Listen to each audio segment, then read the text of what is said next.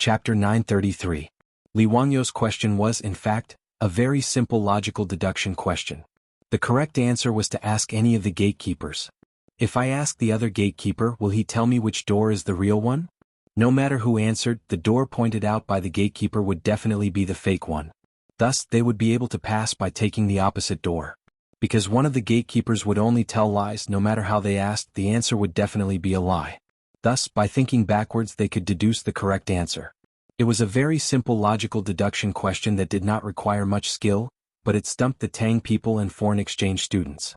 Whether it was Pai Lupi or Fang Xianling, as they had never encountered such a logical deduction question before, it was normal for them to be at a loss. 30 minutes passed in the blink of an eye. To everyone's disappointment, no one could give the correct answer to this question. Even if some of the foreign exchange students could guess which door was the real one, it was meaningless. This result made the hundreds of international students depressed. The envoys in the box also had ugly expressions on their faces. Seeing this result, Pai Lupi could not be bothered to ask what the correct answer was. He only looked at Li Wangyou with dissatisfaction, implying that Li Wangyou should clean up this mess. Today, no matter what, he had to accept a disciple from these foreign exchange students. In this regard, Li Wangyou was also very helpless.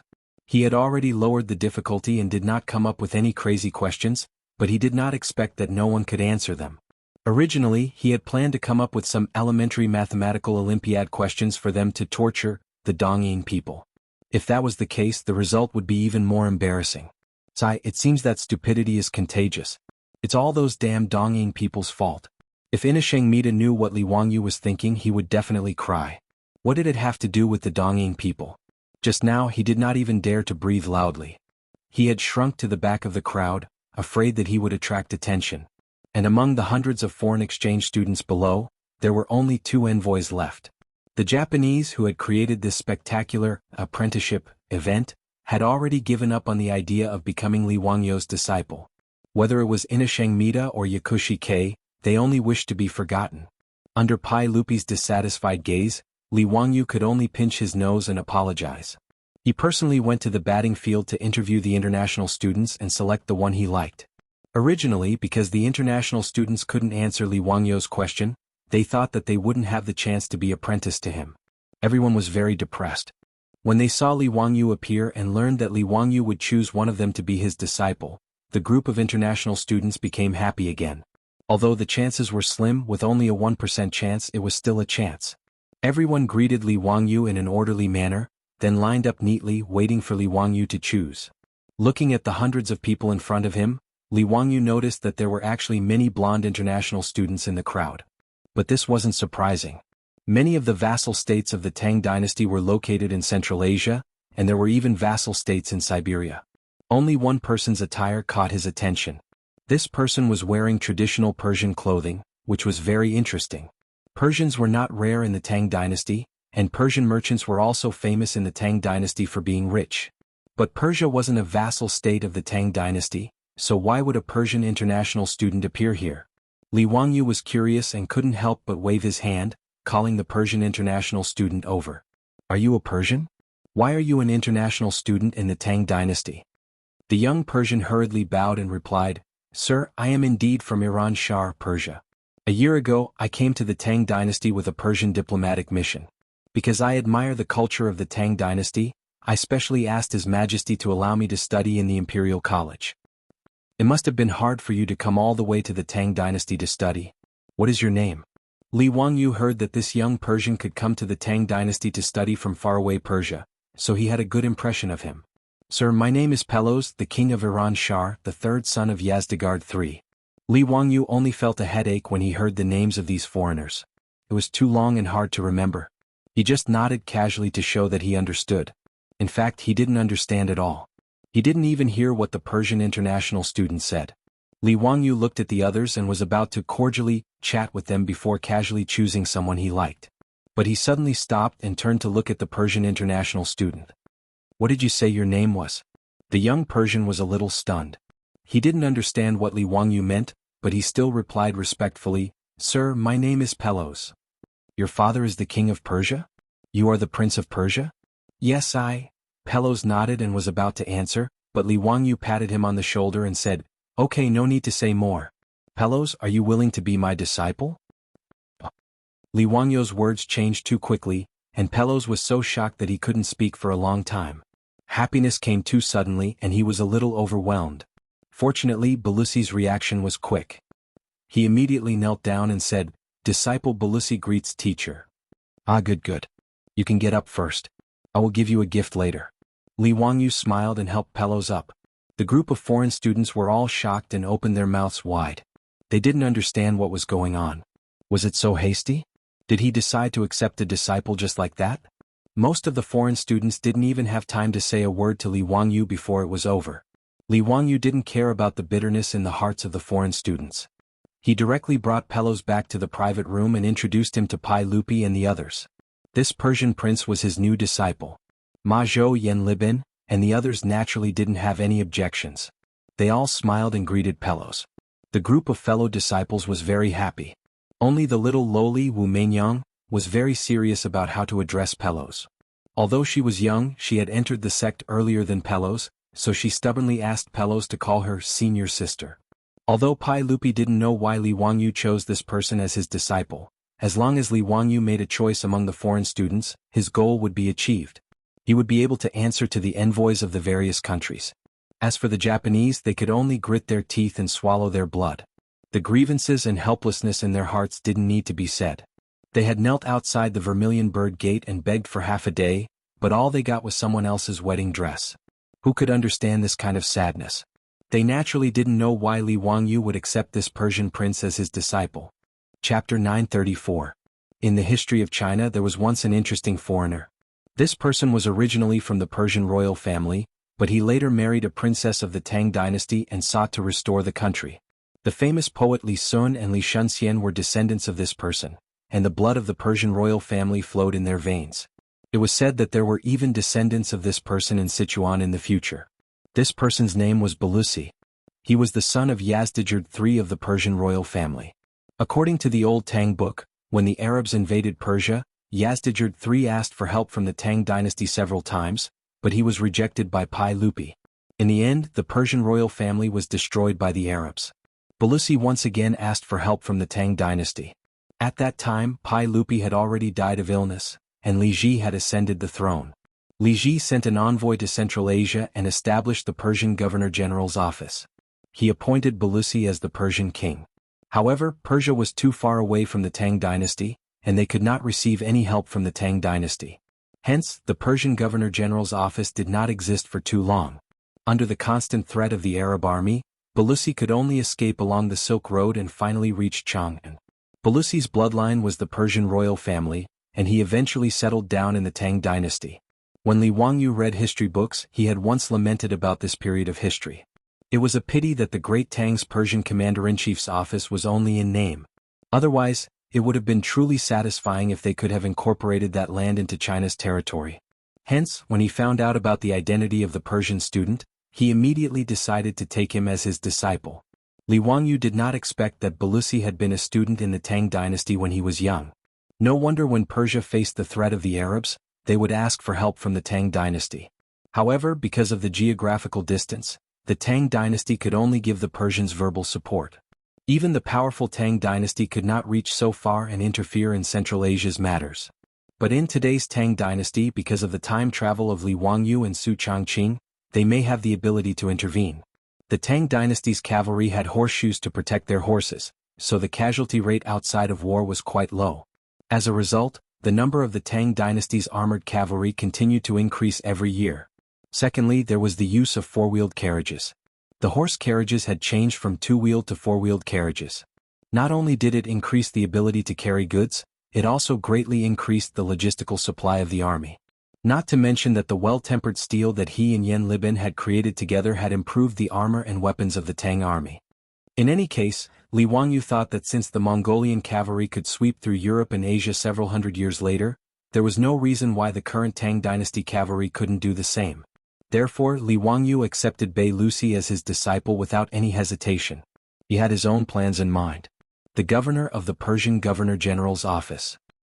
This was a very suitable position for Belus. Let the Persian dynasty go with the wind? He wasn't cheating his disciple. After all, in history the Persian dynasty was also destroyed by the Arabians.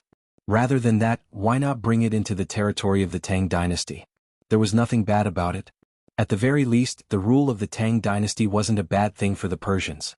Of course, whether or not these things could be realized was still unknown. Li Wangyu was just preparing for a rainy day. Naturally, no one knew what he was thinking.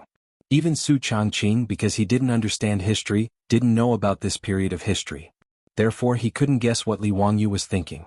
Pai Lupi and the others naturally didn't know that Li Wangyu accepted Bei Lucy as his disciple because he had such thoughts in his mind.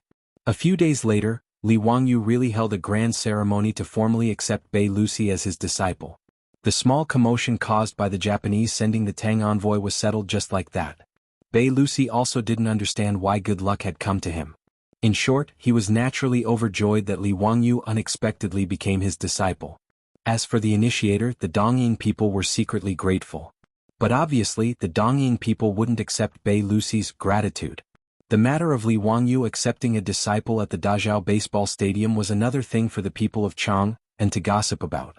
Other than the stupid lottery, the two questions that Li Wangyu set were also talked about by the people of Chang, and for a long time. Time flew by like a white horse galloping by. In the 9th month of the 4th year of Jingguan, the Royal Academy of the Tang dynasty became lively again. Other than the returning old students, after a series of tests and screening, 500 new students were admitted to the academy. After the academy started, everything was orderly and carried out step by step. Under Su Jingzong's arrangement, it was finally time for Li Wangyu's encyclopedia lesson. For the first time in his life, Li Wangyu, a bad student in the future, stood on the podium and began his glorious career as a primary school teacher. Although Li Wangyu was unlicensed, the thousands of academy students in the newly built auditorium of the academy were all staring at Li Wangyu on the podium with adoration on their faces. Even the new students, who were 6 or 7 years old, were familiar with Li Wangyu's name. They naturally knew what it meant for Li Wangyu to teach them in person. No one knew what an encyclopedia was. Not to mention these children, even Su Jingzong didn't know what Li Wangyu was going to teach. But no matter what Li Wangyu was going to teach, this opportunity to listen to Li Wangyu in person was very rare. After traveling to the Tang dynasty, Li Wangyu had seen a lot of big scenes. But when he stood on the podium in the auditorium and looked at the crowd below, he couldn't help but feel a little nervous. He had decided to teach at the academy on a whim. But he didn't have this kind of experience.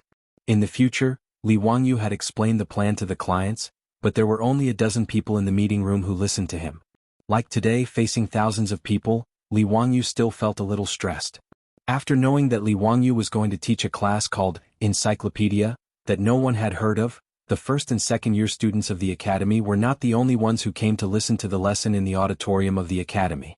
Including Su Jingzong, the professors and teaching assistants of the academy all rushed into the auditorium to listen to the lesson. These professors and teaching assistants of the academy worshipped Li Wangyu even more. They all held pens and ink in their hands and were ready to listen and take notes seriously. Li Wangyu was a little embarrassed about this. In his original plan, even if he didn't teach well, it shouldn't be a problem to fool these 6 or 7-year-old children. But now so many employees of the academy came to listen to his lesson. If he didn't teach well or was questioned by others, it would be very embarrassing. Li Wangyu calmed himself down and coughed softly. The large auditorium suddenly became so quiet that even a pin drop could be heard. Everyone's eyes were focused on Li Wangyu. Students, the lesson I'm going to teach today is called Encyclopedia. So, what is encyclopedia? Encyclopedic is the general name of all the knowledge of all the disciplines, including astronomy, geography, nature, mechanics, medicine, literature, and so on. When Li Wangyu said this, the students of the academy below didn't think much of it.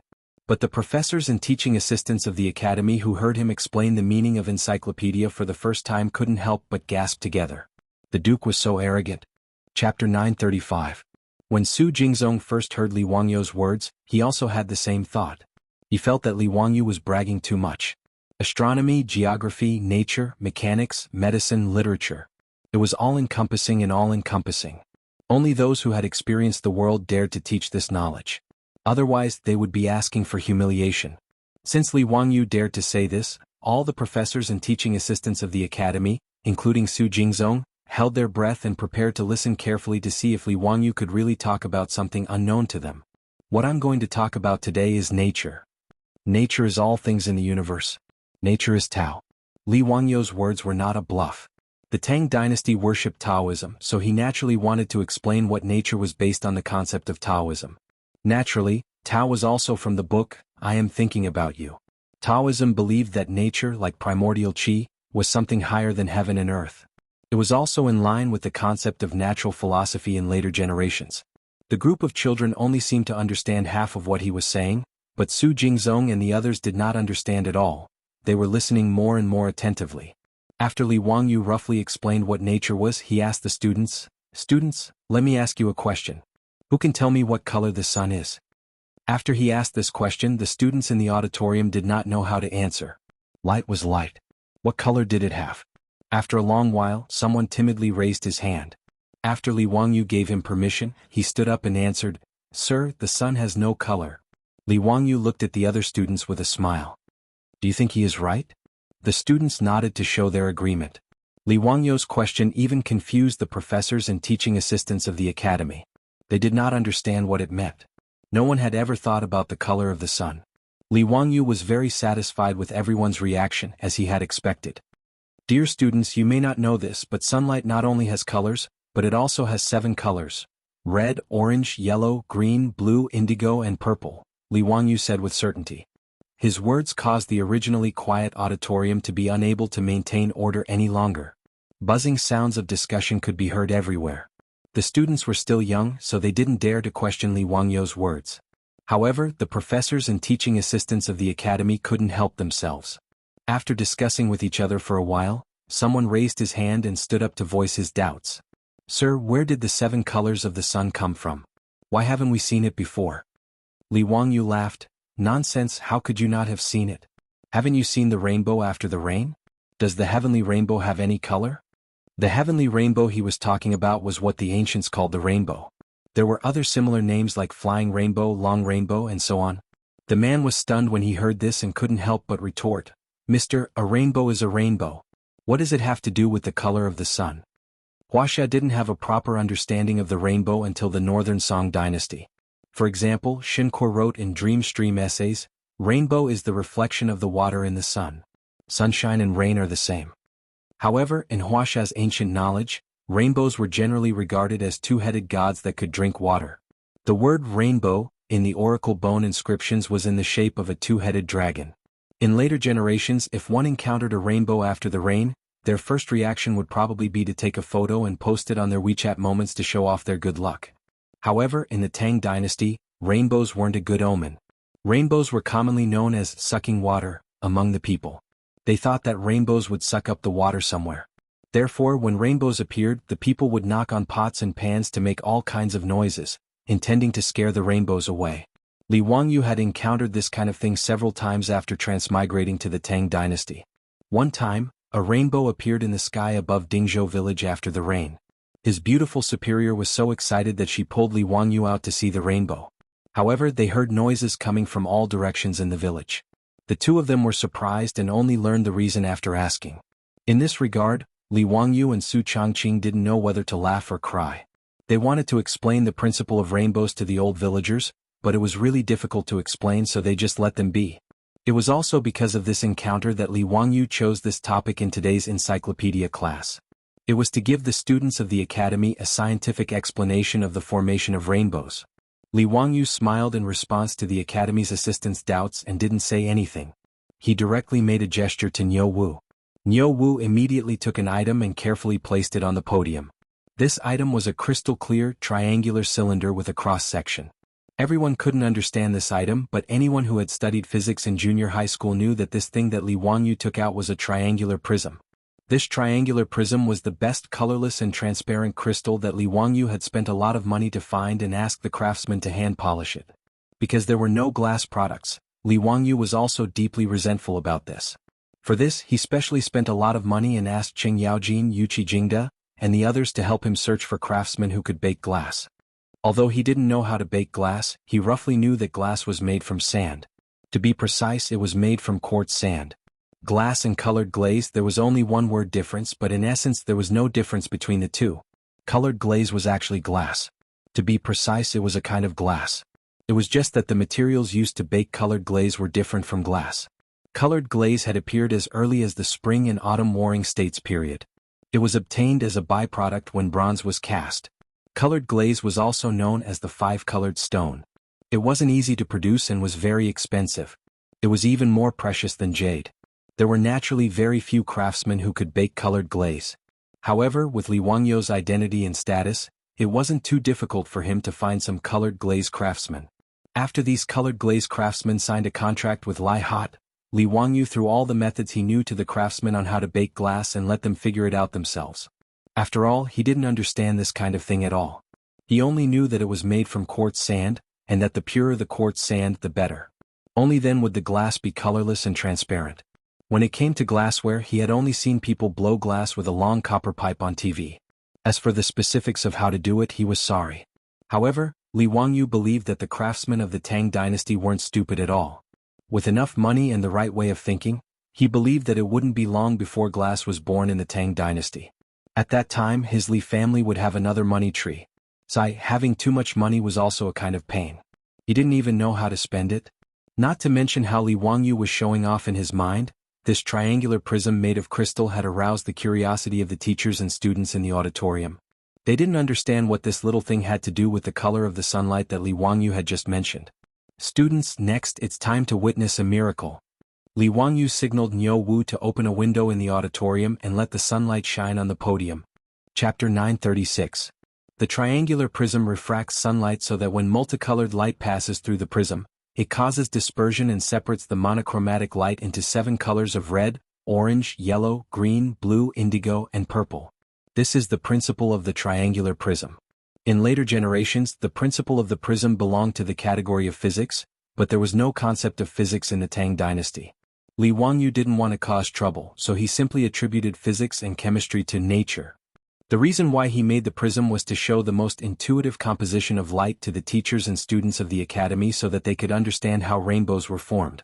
When Li Wangyou was in school, although he was a bad student, he liked all kinds of experimental classes, whether it was physics or chemistry, they were all his favorite. Every time the physics or chemistry teacher came up with a novel experiment, it would be an eye-opener for him. Today he was going to use a small prism to open a new window for the students of the academy in the Tang dynasty to see the world. Li Wangyou ordered people to close all the doors and windows of the auditorium, leaving only a window facing the sun open. A small hole was opened in the window to let the sunlight shine on the prism. This was the experiment in the middle of the 17th century, when Newton used a prism to break down sunlight. This extremely simple experiment was of great significance in the physics of later generations. It was known as one of the 10 most beautiful physics experiments. Under everyone's gaze, Li Wangyou slightly adjusted the angle of the prism. After the sunlight was refracted by the prism, it was projected on the white wall on the opposite side.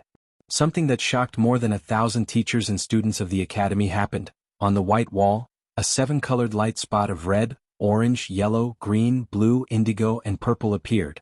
Su Jingzong was so shocked that he suddenly stood up and exclaimed, Seven-colored light. It's 7-colored light.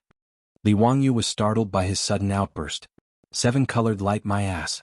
I despise this uneducated old bureaucrat. The teachers and students of the other academies were not any better. As for the professors and teaching assistants of the academy, they had different reactions. There were those who were surprised and those who were at a loss. There were even some who immediately knelt down and began to kowtow to the miracle that Li Wangyou had created. In short, Li Wangyou's triangular prism experiment had given everyone quite a scare. As for the students of the academy, they all stood up and shouted excitedly. However, they did not make a fuss like Su Jingzong and the others. After all, these 6 or 7-year-old children did not have as many thoughts as adults, and it was easy for them to accept new things and knowledge. This was also the reason why Li Wangyou set up the Royal Academy of the Tang dynasty and only recruited students who were only young. It was always easier to draw on a blank piece of paper. Li Wangyou waited for the noise to die down before explaining, "Students, this is not a miracle. Sunlight wasn't colorless. In essence, it was composed of 7 different colors of light. After being decomposed by the prism, the 7 colors were restored. The rainbow is not a god, but a rainbow formed by the refraction and reflection of the sunlight by the water droplets in the air after the rain." Su Jingzong and the others were skeptical about his explanation, but they did not know how to refute him when they saw the rainbow light spots projected on the wall. The scene in front of them really subverted their worldview. Li Wangyou threw out another bomb, to make them believe it even if they did not want to. After the prism experiment, Li Wangyu led everyone out of the academy auditorium. They did not know why, but they lined up and walked out of the auditorium. Li Wangyu asked them to stand with their backs to the sun. Then, on the open space in front of them, water mist suddenly sprayed out. This was a spray device that Li Wangyu ordered people to make slightly improved water bags used to extinguish fires. The purpose was to show everyone how the rainbow was formed. Fine streams of water were sprayed into the air, forming a mist. Under the illumination of the afternoon sun, a gorgeous rainbow appeared in the mist. Rainbow, it's really a rainbow. Tao ancestor above, this is really a rainbow. The Duke is really a god, even a rainbow can be formed with a wave of his hand. There were still people who stubbornly believed that everything in front of them was made by Li Wangyu with his own magic. Li Wangyu was too lazy to pay attention to such people. He just explained to the students the reason for the rainbow's formation again. Finally, he selected some students and let them personally operate those water bags to spray out the mist to create the rainbow. More than 1,000 students played as if it was a festival. They were so excited that they almost forgot themselves. Many new academy students did not even care about the restrictions of the head teacher. They screamed and rushed into the mist, wanting to use their hands to touch the rainbows in front of them. In the face of ironclad facts, Su Jingzong and the others finally admitted that the so-called rainbow was actually such a simple principle. Su Jingzong could not help but sigh. The Duke is really a knowledgeable man, you even know how the rainbow is formed clearly. TSK, I would never have thought that the sunlight is actually 7 colors. If I did not see it with my own eyes, I would not dare to believe it. Li Wangyu laughed. Haha, Su Jingzong, this is the reason why I want to teach this encyclopedia. Our knowledge of this world is still very shallow, so we need more people to study the principles within. He looked at those excited children running around in the mist and said meaningfully, these academy students, I do not necessarily want them to participate in the spring imperial examination and become officials. If more people are willing to explore the mysteries of this world, it is also good. Hearing this, Su Jingzong nodded silently, expressing his agreement with his words. The sunlight was 7 colors. The rainbow was formed by the refraction and reflection of sunlight in the mist.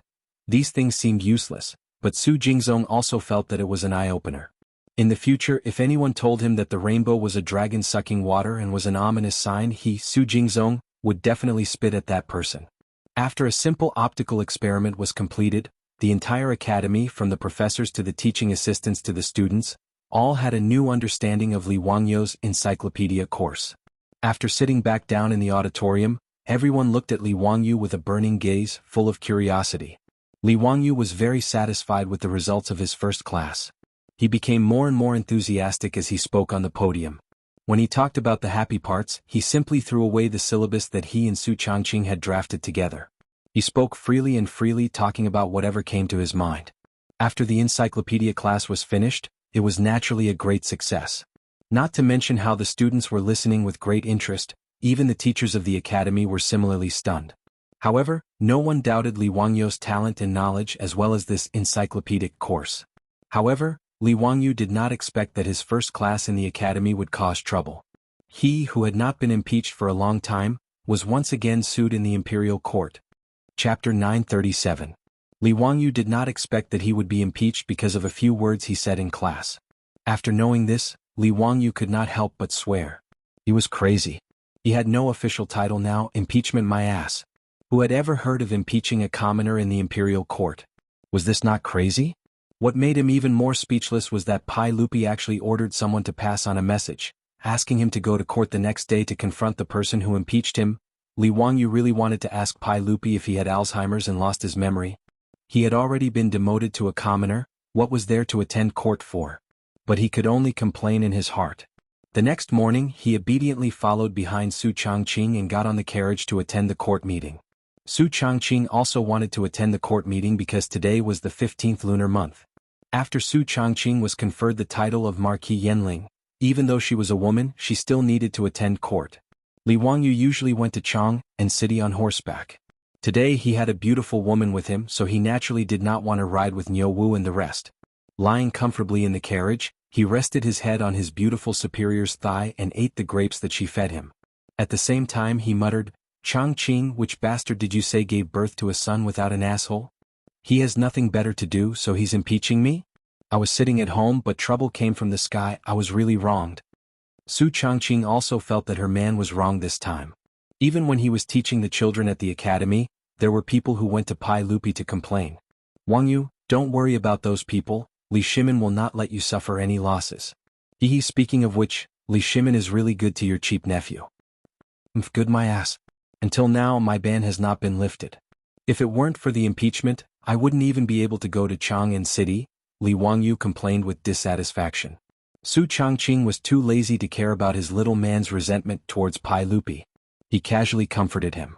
He was not worried about Li Wangyu's impeachment. After all, this guy had been impeached many times, but he had never suffered any losses. This time it should not be a big deal. From the time Li Wangyu refused Pai Lupi's betrothal and was demoted to Huayin County as a county magistrate, to the time when he ran away from home and was demoted by Pai Lupi, Li Wangyu hadn't appeared in court for more than half a year. Seeing Li Wangyu appear, the group of high dukes could not help but make fun of him. Yo, did the sun rise from the west today? Zio, you actually came to attend court. What a rare guest. Wah, I knew that you would definitely come today, kid. Tiske, I haven't heard of anyone impeaching you for a long time. I even miss it. This old guy Qing Yaojin was just enjoying the show. He actually made sarcastic remarks. Li Wangyu was so angry that he almost gave him the middle finger. Li Wangyu's few disciples also hurried forward to greet their teacher. Teacher, when is your next encyclopedic class? It's a pity that we couldn't listen to your teachings in person. Yan Libin asked when he saw Li Wangyu. Because he and Ma Zhou had to work, Li Wangyu was teaching in the academy's hall that day and could not listen to it in person. But the two of them were smart enough to instruct two of their junior brothers to copy notes for them. Lu Ringgui and Shangguan Yi were now working in the academy. Naturally, they would not miss out on Li Wangyu's lessons. Even though the two of them were Li Wangyu's disciples, they were still shocked by the content of their teacher's lectures. Speaking of which, Li Wangyu was not qualified to be a teacher. He had taken in many disciples, from the earliest Ma Zhou and Yan Libin, to Li Qingqian, Li Tai and Li Lizhi, who were forced by Pai Lupi to take in, to Lu Ringgui, Shangguan Yi, Wu Meinyang, the young Li Ji, and the newly recruited Prince of Persia, Pelos. Counting carefully, this guy had already taken in 10 disciples. Moreover, the disciples he took in were all potential stocks. Ma Zhou, Lu Ringgui and Shangguan Yi were all prime ministers of the Tang dynasty. Yan Libin was one of the 10 famous painters of Huaxia in the future. Li Ji and Wu Meinyang were both emperors of the Tang dynasty. As for Li Qingqian, Li Tai and Prince of Persia, although they were more tragic in history, they still had noble statuses. Li Wangyu believed that he would not let the three of them repeat the tragedy in history. As for Li Lizhi, that little lowly, let's talk about it in the future. For these disciples, other than Li Qingqian and Li Tai who had learned a lot from Li Wangyu, the others were basically in a free-range state. In other words, Li Wangyu did not have any plans to teach his disciples.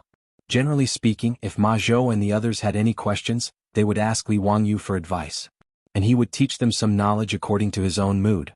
Of course, the scope of Ma Zhou and the others' questions definitely did not involve things like calligraphy, poetry, and so on.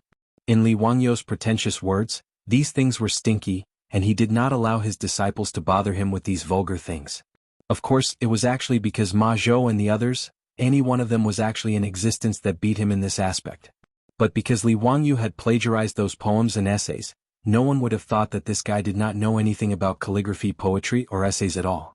Because of Li Wangyu's strange rule, most of the questions his disciples asked him were like 100,000 whys. And these strange knowledge the Tang people did not understand, but Li Wangyu seemed to have a superficial understanding of it. For example, why was the sky blue, why was the water green, and so on. Li Wangyu silently thanked his grandfather for buying him the 100,000 whys, in his heart. At one point he even suspected that his grandfather was the big boss hiding behind the scenes. Did his grandfather know that he would transmigrate to the Tang dynasty one day? Was that why he forced him to practice calligraphy and memorize Tang and Song poems from a young age? In short, the amount of strange knowledge Li Wangyu had accumulated in the era of information explosion in the future was enough to shock his disciples. People like Ma Zhou, Yan Libin, Shangguan Yi, and Lu Ringgui, who had left their names in the history books, also admired their teacher's talent and learning. In their eyes, their teacher was almost a walking encyclopedia in human form, and there was nothing he did not know. In fact, this was normal. Any taxi driver in the capital, if he had transmigrated to the Tang dynasty, could also make Pai Lupi dizzy, and treat him as an immortal like Zhuge Kongming and kowtow to him. This was the information crush of the ancient times in the internet era, nothing more. Li Wangyu set up a course in the academy and systematically taught the encyclopedia class, which made Ma Zhou and Yan Libin feel jealous. Except for Li Ji, who was still drinking milk, only the two of them could not attend the class. How could they not be angry? In response to Ma Zhou and Yan Libin's complaints, Li Wangyu smiled and teased, "Bin Wang Libin, if you want to attend the class, isn't it easy? Just ask for leave. Do you want me to teach you how to write a leave request? I'm good at this." His words made Ma Zhou and Yan Libin's faces turn black, and they really did not know how to respond. Their teacher was too thick-skinned, and he still had the nerve to talk about the leave request. Hey, why was it said that the content was lame? Impossible, how could it be lame? Foreshadowing, this is all foreshadowing. Yes, that's it. No refuting. Chapter 938. Li Wangyu, this bad teacher, after teasing his disciple, he scratched his head. He didn't know where he should stand, whether it was a civil official, a military general, or a noble, or an envoy, it didn't seem right. Now that Li Wangyu's title was gone, he was just a commoner. How could there be a place for him in this Taiji palace? But in front of his disciple, he had to wait outside the palace like an ordinary commoner and wait for Pai Lupi to summon him in. It seemed like he had no face at all. For a moment, Li Wangyu was at a loss. But it was hard for people to learn, but it was easy for people to learn bad things. Li Wangyu and Qing Yaojin, this kind of old man, had been around for a long time, so their skin had become thicker. He simply didn't care and stood beside Qing Yaojin, Yuqi Jingda, and the others. He chatted with a group of dukes and big shots, and prepared to line up to enter the palace. Qing Yaojin and the others naturally didn't care. After interacting with Li Wangyu for a long time, they all knew that this guy was very evil. Although he was younger than their son, none of them treated him as a junior. Instead, they treated him as an equal. Of course, this was not limited to when Qing Yaojin wanted to steal Li Wangyu's good things. As long as the old hooligan took a fancy to Li Wangyu's things, then Li Wangyu would definitely be a grandson. Now, every time Li Wangyu went to Duke Lu's residence, he would feel sad. For example, after returning to Chang and from Shu, he went to Qing Yaojin's residence to pay a visit, but he saw that Qing Yaojin's residence also had a billiard table. Li Wangyu casually said, "The billiard table in Uncle Cheng's residence is very similar to the one in the theater of the Tang dynasty. Did Uncle Cheng ask the craftsman to make it?" Who knew that this old guy would actually shamelessly reply, almost angering Li Wangyu to death. "Nephew is talking about this table? Waha, I directly brought it back from the theater." Li Wangyu felt so stifled that he didn't want to speak. "I really want to call the police." The imperial censor, who was in charge of maintaining order in the court assembly, felt a little stifled when he saw Li Wangyu standing with the duke's team. However, he couldn't turn a blind eye to it. He hesitated for a moment, then walked to Li Wangyu's side and bowed. "Eunuch Li, isn't it inappropriate for you to be standing here?" Li Wangyu grinned and replied, "What's wrong with that? This place is reserved for third-rank court officials and above. Li Wangyu is now." The censor didn't finish his sentence, but the meaning of his words was that Li Wangyu didn't have a noble title and shouldn't be standing here. Li Wangyu asked with a smile, "Let me ask you, is the crown prince my disciple?" "Of course." "Then, do I count as the grand tutor, or grand protector of the crown prince?" The censor was momentarily at a loss for words, not knowing how to reply. The grand tutor, and grand protector of the crown prince were known as the three masters of the Eastern Palace. Their positions were of the first rank, equivalent to that of a duke or a duke. The grand tutor, and grand protector of the crown prince were only nominal titles. It was true that Li Wangyu was Li Qingxian's teacher, but Pai Lupi hadn't given him the position of one of the three masters. The censor was a little uncomfortable with Li Wangyu's words. For a moment he didn't know whether to leave or stay. Fortunately, Wei Jing spoke up to help him out. "That's enough, you can leave. Let Li Ziyo stand here. His Majesty won't say anything." "Yes, this subordinate obeys." The censor secretly wiped the sweat from his forehead and hurriedly walked to the side to check on the appearance of the other officials. He didn't dare to meddle in Li Wangyu's affairs anymore. Li Wangyu chuckled and bowed to Wei Jing, thanking him for helping him out of the predicament. He also knew that the so-called three masters of the Eastern Palace was complete nonsense. Li Wangyu was so thick-skinned that even Su Changqing felt a little embarrassed to look at him. Ma Zhou and the others were even more ashamed. They lowered their heads and silently stared at the cracks in the bricks on the ground, as if trying to figure out how to get in. Li Wangyu didn't care how the crowd looked at him. He warmly greeted the group of officials and exchanged pleasantries with them. Including Wei Zheng, the imperial physician, no one took Li Wangyu's impeachment to heart. In fact, no one knew who had impeached Li Wangyu or what the impeachment was about. In yesterday's court session, the person who impeached Li Wangyu didn't appear. Instead, he presented a memorial to impeachment. After Pai Lupi read the memorial, he had a strange expression on his face. He didn't say much and only ordered someone to send a message to Dingzhou village to summon Li Wangyu to the court today to confront the person who had impeached him. Li Wangyu and the others thought that it was most likely the aristocratic families who had nothing better to do and wanted to give Li Wangyu a hard time. The morning bell rang and the palace drums sounded. The synopsis of the imperial court had begun. Pai Lupi sat on the carriage and sat on the throne. He looked up and saw Li Wangyu mixed in with the group of officials.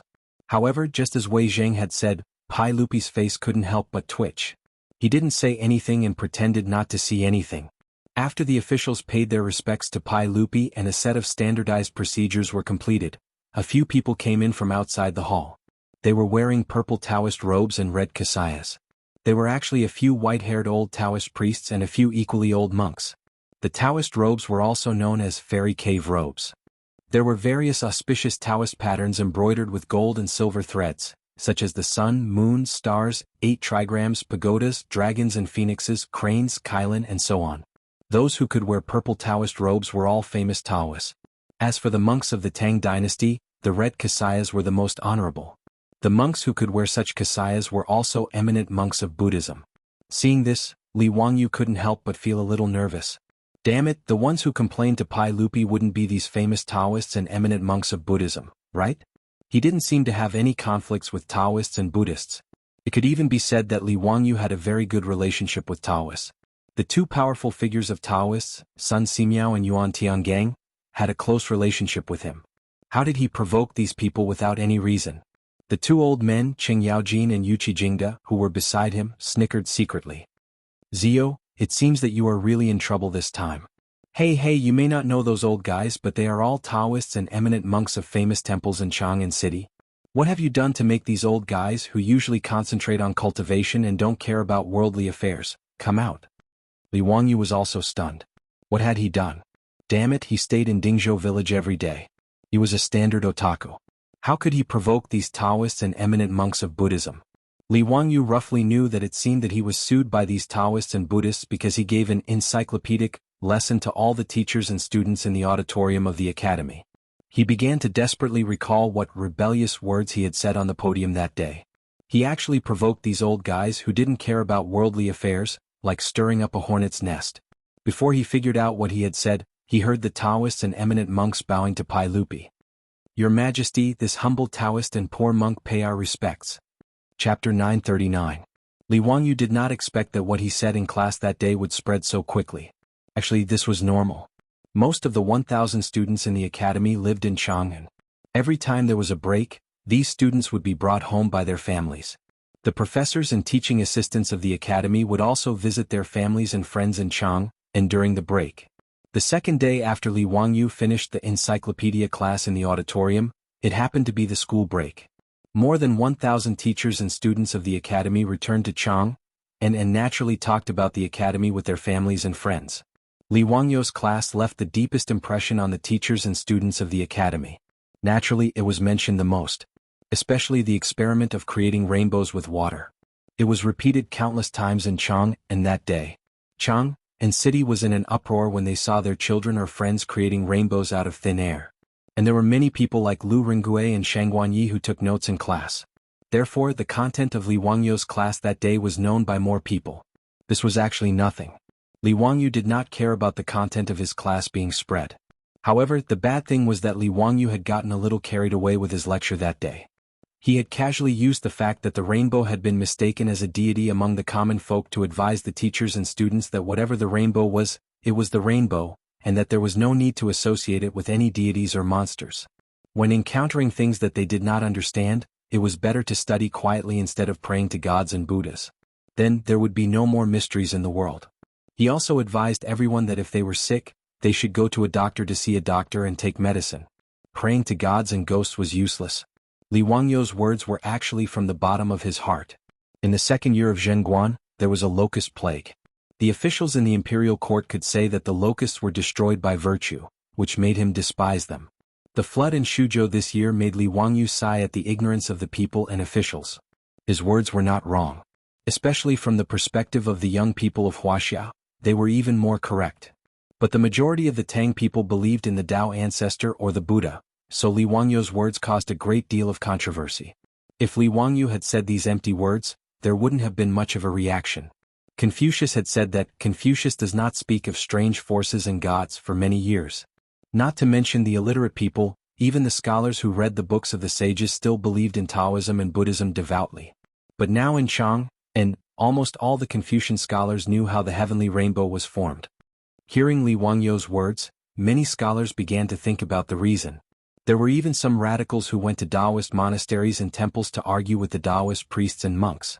The Taoists and Buddhists could not help but think about this. If Li Wangyu was just an ordinary person, the Taoist and Buddhist sects would naturally not react to his words. But the key point was that Li Wangyu's identity was not ordinary.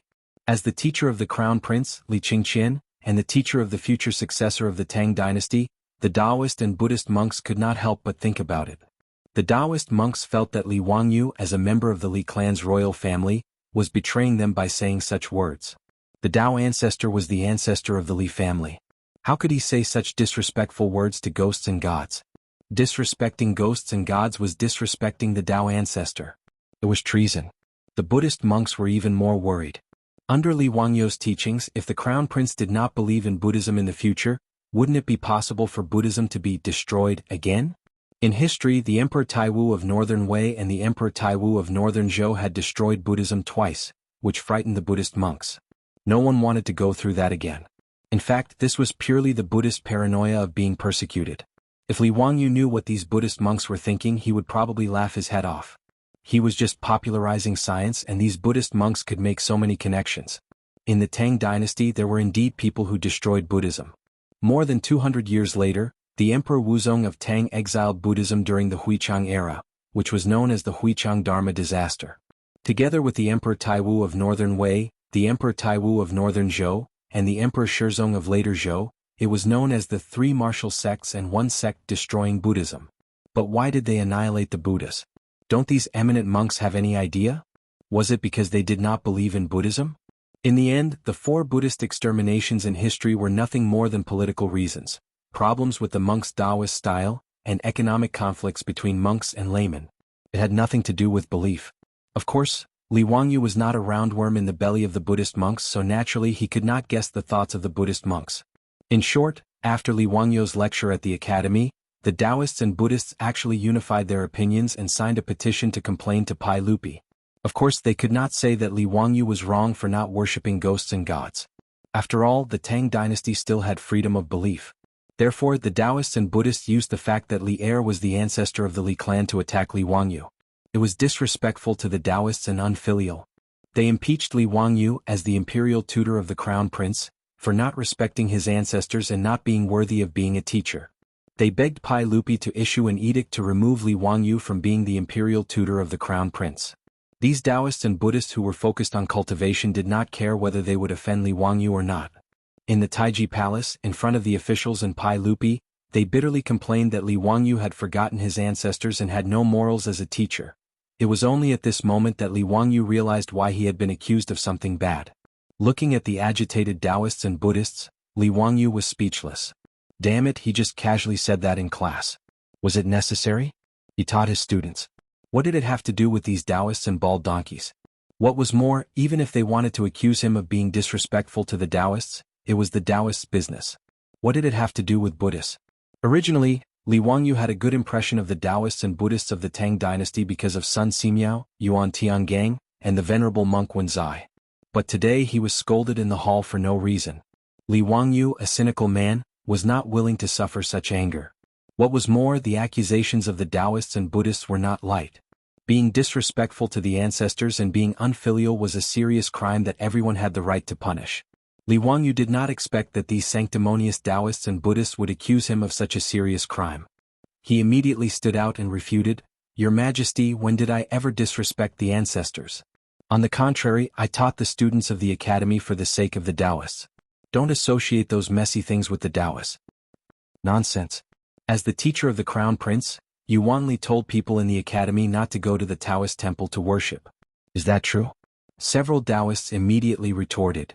Absolutely not. Li Wangyu naturally refused to admit, I just told the teachers and students of the academy that if they are sick, they should go to the doctor in time. Don't expect to be cured by praying to the gods and Buddhists. What could it be that I said something wrong? Or do you think you are sick and don't need to go to the doctor and take medicine? You are obviously quibbling. I am telling the truth. Ridiculous. It's really ridiculous. Boundless Lord. Your Majesty, I beg your Majesty to issue an edict to punish Li Wangyu of Hu County. Several Taoists and Buddhists were not as sage-like as they used to be. Their saliva almost sprayed on Li Wangyu's face. Chapter 940. On the throne of the Taiji Palace, Pai Lupi glared at Li Wangyu angrily, complaining that he was looking for trouble again. Of course, Pai Lupi did not think that his nephew had done anything wrong.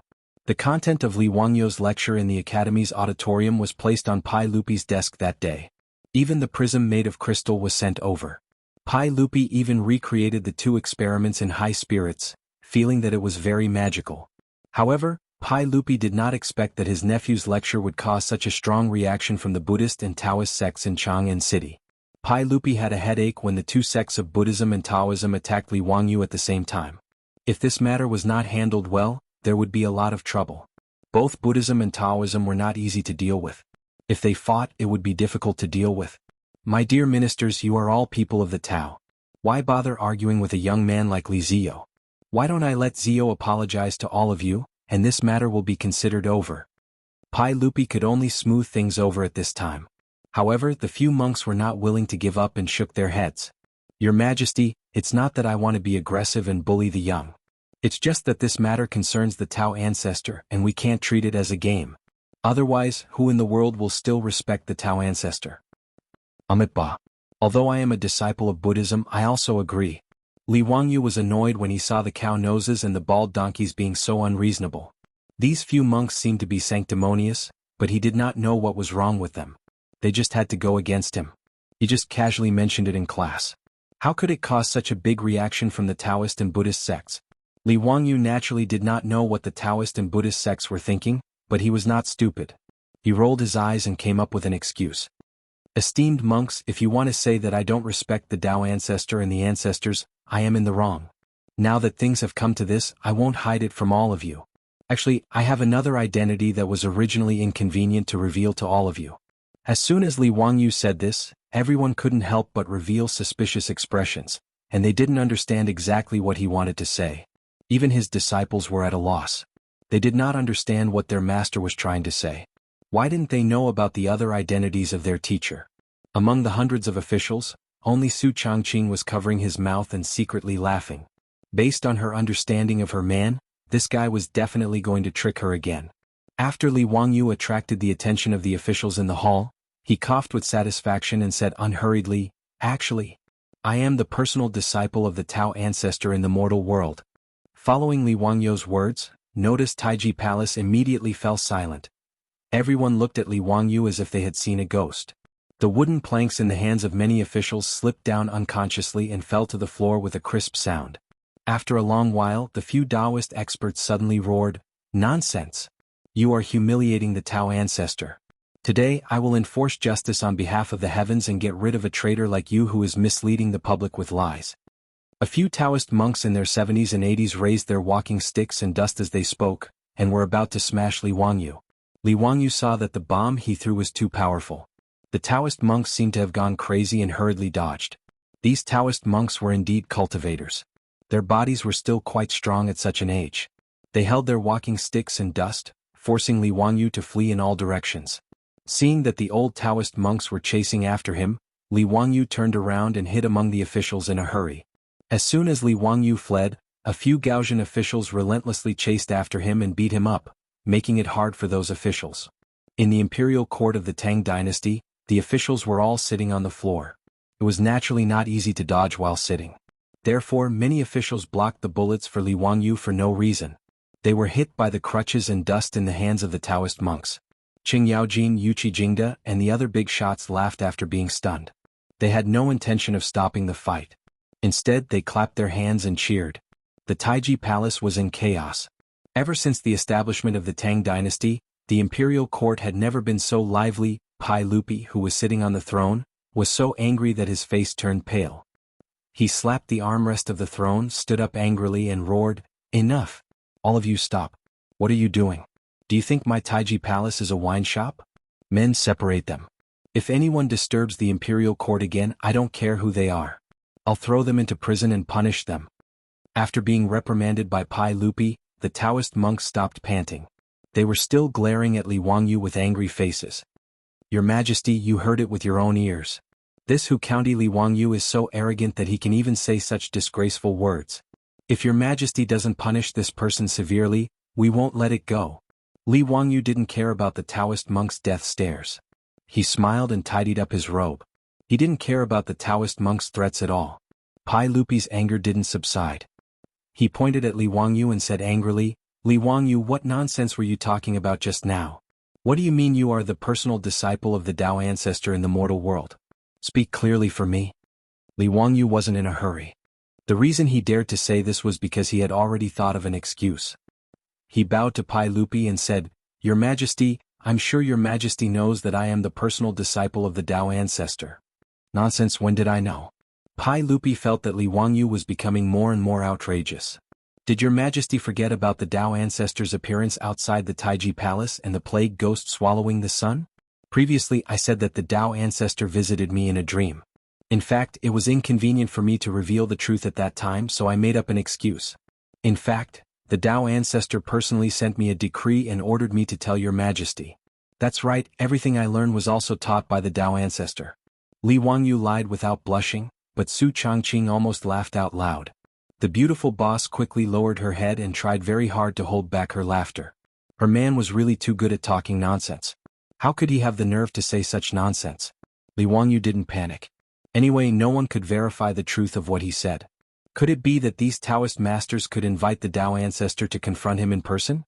In fact, he also had a purpose for telling such a big lie. He had only given an encyclopedia lesson, and he was sued by the Taoist and Buddhist sections. If he didn't make a protective umbrella for himself, who knew how much trouble he would cause in the future? As long as it was confirmed that he was the personal disciple of the Tao ancestor, no matter what knowledge he spread in the future, he would have a shield to use. Even if he told everyone that the sky was round and the earth was wrong, and the earth under their feet was round, no one could do anything to him at that time. At least he wouldn't be burned alive like Copernicus because of his foolish religion. Of course, Copernicus wasn't actually burned to death. Before the church had time to arrest him for his heliocentric theory, Copernicus died of illness. The one who was really burned to death by the church was the Italian astronomer Cicco Dusco. The crime was that he went against the teachings of the Bible and argued that the earth was spherical. Li Wangyu didn't want himself or his disciples to be treated like this in the future, so it was still necessary to use the tiger's skin as a flag.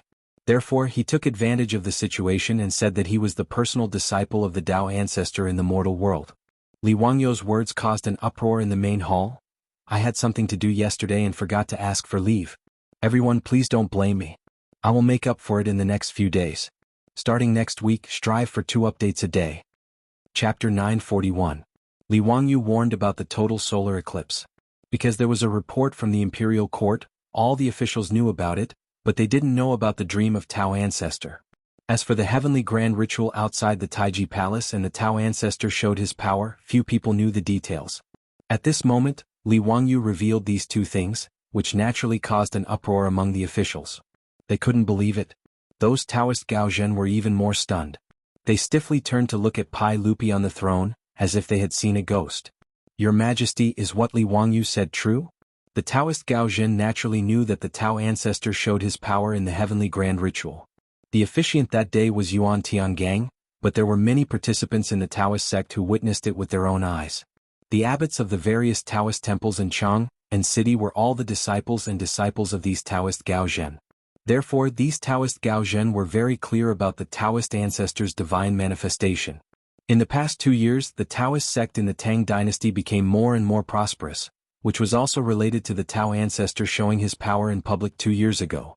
Pai Lupi was also confused at this moment. For a long time, Li Wangyu had used the excuse of Tao ancestor showed his power in a dream to him. In fact, Pai Lupi was dubious about his nephew's statement. The Tao ancestor showed his power in a dream. This kind of nonsense was too perfunctory. However, Li Wangyu now said that he was the personal disciple of the Tao ancestor in the mortal world, which made Pai Lupi, the emperor of all ages, somewhat speechless. He instinctively didn't believe Li Wangyou's statement, but after thinking about it carefully, he felt that it might not be impossible.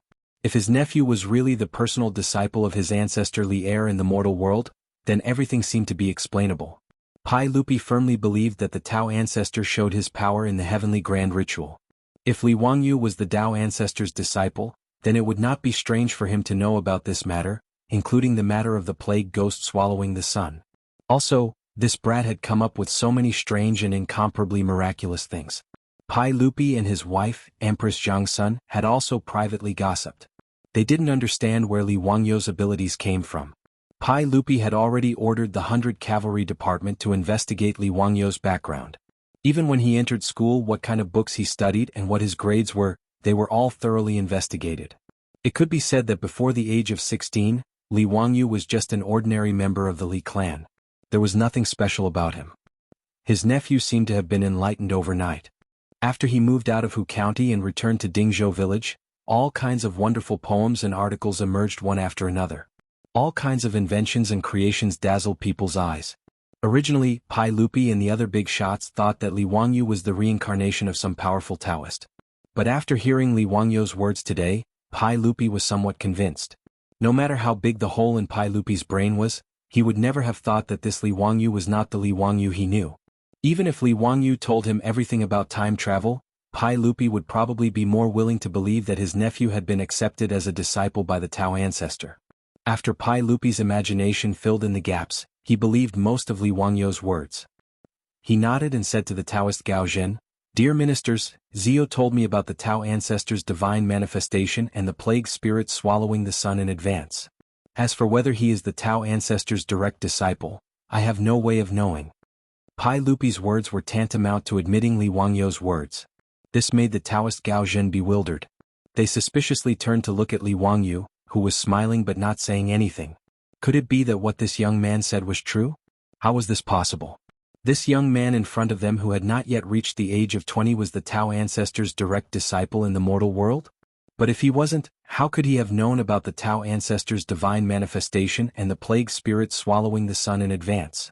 If Li Wangyou was really the Tao ancestor's disciple, wouldn't it mean that their Taoist school had an additional ancestor out of nowhere? The Taoist Gao Zhen, who had been excited and felt greatly humiliated, didn't know what to do for a moment. The Buddhist monks were even more dumbfounded. They could only silently chant Buddha's name and lower their heads in silence. It was hard to tell whether this was true or false.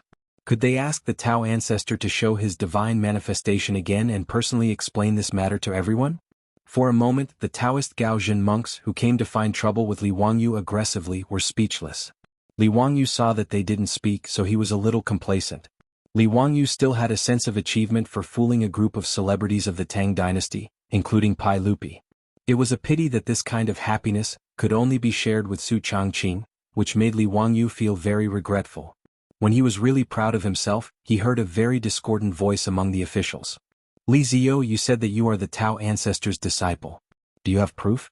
I'm afraid it's not enough to convince people with just your empty words, right?"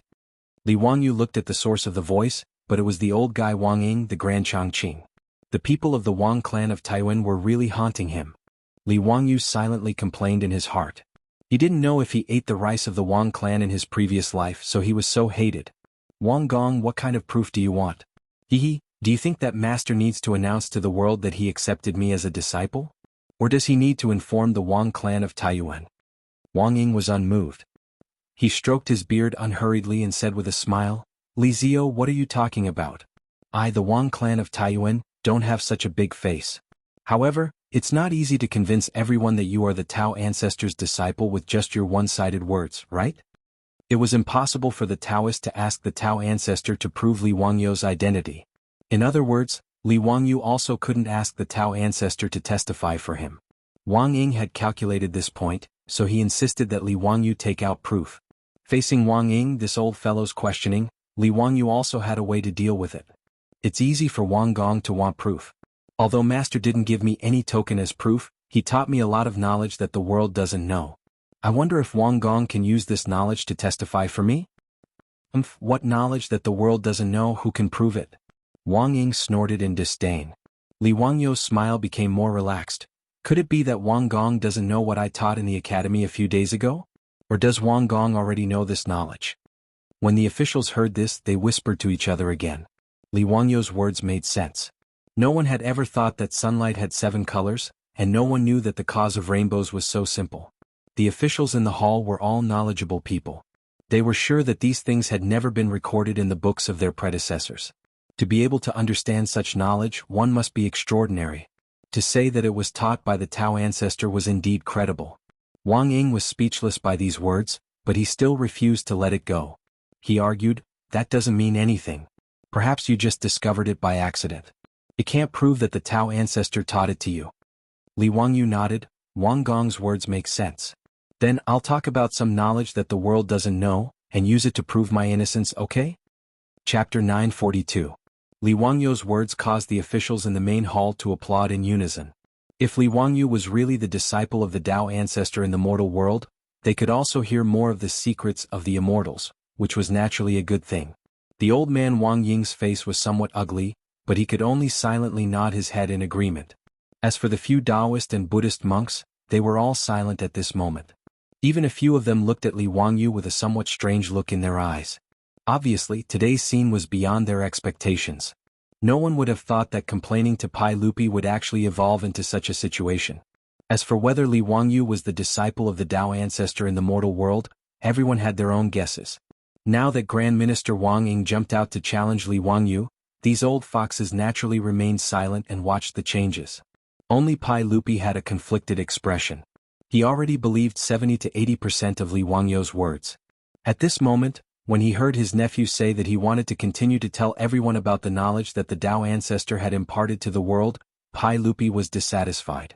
The stingy Pai Lupi had already subconsciously regarded this knowledge as the wealth of the Li clan. The Tao ancestor was his ancestor and Li Wangyou was his nephew. This knowledge that the world did not know naturally belonged to the royal family of the Li clan.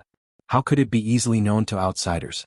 For a moment, Pai Lupi wanted to stop this matter and not allow Li Wangyou to continue.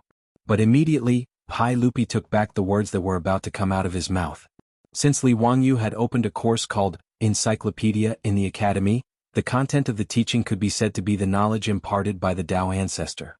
If this matter was ordered by the Tao ancestor, even if he was the emperor, he could not stop it. Therefore, it would be better to ask Li Wangyou about this matter in private. Pai Lupi didn't say anything against it, and all the officials in the hall had an expectant look on their faces, which made Li Wangyou let out a light cough, pretending to be deep in thought as he paced back and forth. He was also thinking about what kind of knowledge he could use to shock this group of country bumpkins and make them believe his words. After thinking for a while, Li Wangyou had an idea. "I'm afraid you don't know what's in the air, right? Why don't I talk to you about air today?" Li Wangyou's words stunned everyone again. The few Taoists suddenly became agitated. Li Gong, are you talking about air? I'm afraid this matter shouldn't be announced to the public, right? This is the secret of our Tao sect.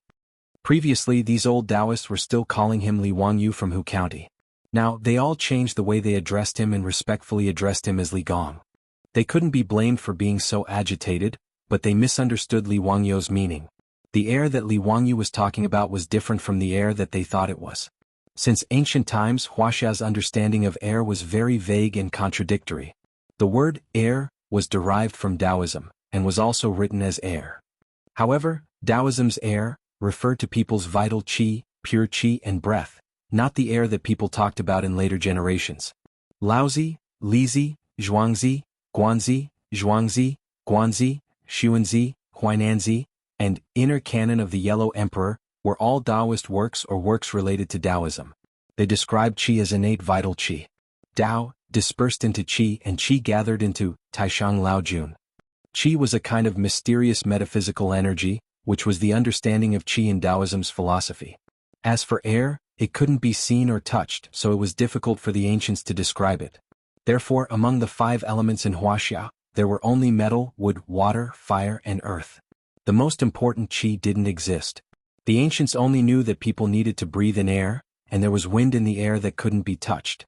That was all. These old Taoists thought that Li Wangyou was going to talk about Taoism's qi. As for whether qi existed, Li Wangyou didn't know. Perhaps it was like internal energy in the novels of later generations, it was difficult to prove. At least, the science of later generations hadn't explored the true mystery of heaven and earth's vital qi. Li Wangyu was stunned by the words of the few Taoists. He immediately realized that they had misunderstood him. Haha, everyone, the air I'm talking about is a little different from the qi of Taoism. What I'm going to talk about is the air that we breathe all the time. The Taoists looked at each other. They didn't understand what Li Wangyu meant, so they could only listen to him. Your Majesty, everyone, the air I'm talking about refers to the air that can't be seen or touched but is everywhere. We can't leave it for even a moment. The word qi refers to the qi of smell. Everyone in the hall, including Pai Lupi, quieted down and listened attentively to Li Wangyu's words. Even that old fellow Wang Ying, although he didn't like Li Wangyu, listened attentively. Everyone might not know this, but the air around us seems empty, but it's actually not. Air is mainly made up of oxygen and nitrogen, and oxygen is the source of life for us. Li Wangyu poured out all the knowledge he could remember about air. He picked out the content that everyone could understand as if he was giving a scientific lecture. This knowledge that they had never heard of before left everyone dumbfounded. Many of the officials couldn't help but reach out and grab at the air a few times, as if they wanted to see if they could grab oxygen from the air.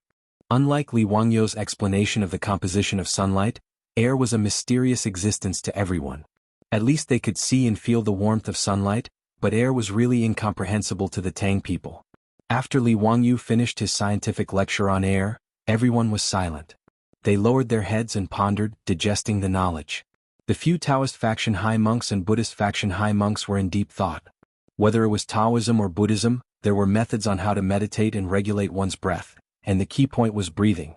However, they never knew that there were so many substances in the air. Then what was it that they meditated and breathed? Wang Ying, the Grand Minister, chuckled and said, Li Zio, who can prove what you said? Since air can't be seen or touched, how do we know that what you said is right? That it's the knowledge imparted by the Taoist ancestor, and not something that you made up yourself? Before Li Wangyu could reply to Wang Ying's words, the few Taoist Gaozhen frowned and retorted, Lord Wang, be careful with your words. Although we don't really understand what Li Gong said, we know very well that Li Gong definitely didn't make it up. Wang Ying, the Grand Minister, was so angry that his nose was almost crooked. He felt that he was kind enough to help these Taoist Gaozhen and question Li Wangyu.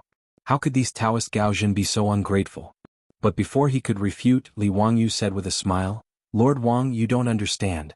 Even if air can't be seen or touched, I have a way to prove what I said just now. Chapter 943. Li Wangyu did not have the ability to separate oxygen and nitrogen from the air. But it was not difficult to prove that the air was not empty. The combustion test could prove the existence of oxygen. The famous physics experiment, the Magdeburg hemispherical experiment, was enough to prove that the air was not empty, and clearly proved the existence of atmospheric pressure. It is not difficult to prove what I said just now. Your Majesty, everyone, Master once told me that all of us are under the pressure of the air at all times. Well, it's roughly equivalent to. Li Wangyu silently calculated in his heart and gave an answer. It's roughly equivalent to the weight of 200 stones. A standard atmospheric pressure was equivalent to 10 tons per cubic meter. 1 ton was 1,000 kilograms. 2,000 kilograms was roughly equivalent to 20 stones in the Tang dynasty. Anyone who studied physics in junior high school would understand that because the atmospheric pressure in the human body was balanced with the atmospheric pressure outside, the human body would not be squashed by the atmospheric pressure, and the human body could not feel the existence of atmospheric pressure. Atmospheric pressure was common knowledge in the later generations, but the Tang people did not understand it. Li Wangyu's words were pure nonsense in the ears of everyone. Wang Ying immediately jumped out as if he had caught Li Wangyu's weakness. Haha, this old man thought that Li Zio would say something amazing, but I didn't expect that you would speak so carelessly and talk nonsense. If each of us was pressed with 200 stones of air, wouldn't we have been crushed to death long ago? As he spoke, he even jumped twice in the hall without caring about his old arms and legs. Li Zio, do you think that this old man is also an immortal? Can I still run and jump with 200 stones of air on my back? Wang Ying's words immediately caused a burst of laughter in the Taiji Palace. Everyone did not know whether what Li Wangyu said was true or false, so they did not dare to refute. But if he said that each of them was pressed with 200 stones of air on their back, this was too ridiculous and none of the officials would believe it. A few officials from the aristocratic families immediately laughed and echoed, Duke Li, could it be that you have cultivated an illusion with the Tao ancestor? How can you say such a ridiculous thing? Hee, so it turns out that I'm so powerful. I can carry a weight of 200 stones and still walk as if I'm flying.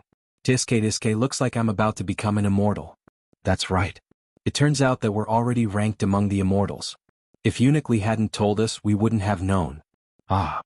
Seeing their teacher being ridiculed like this, Ma Zhou and the others were naturally displeased.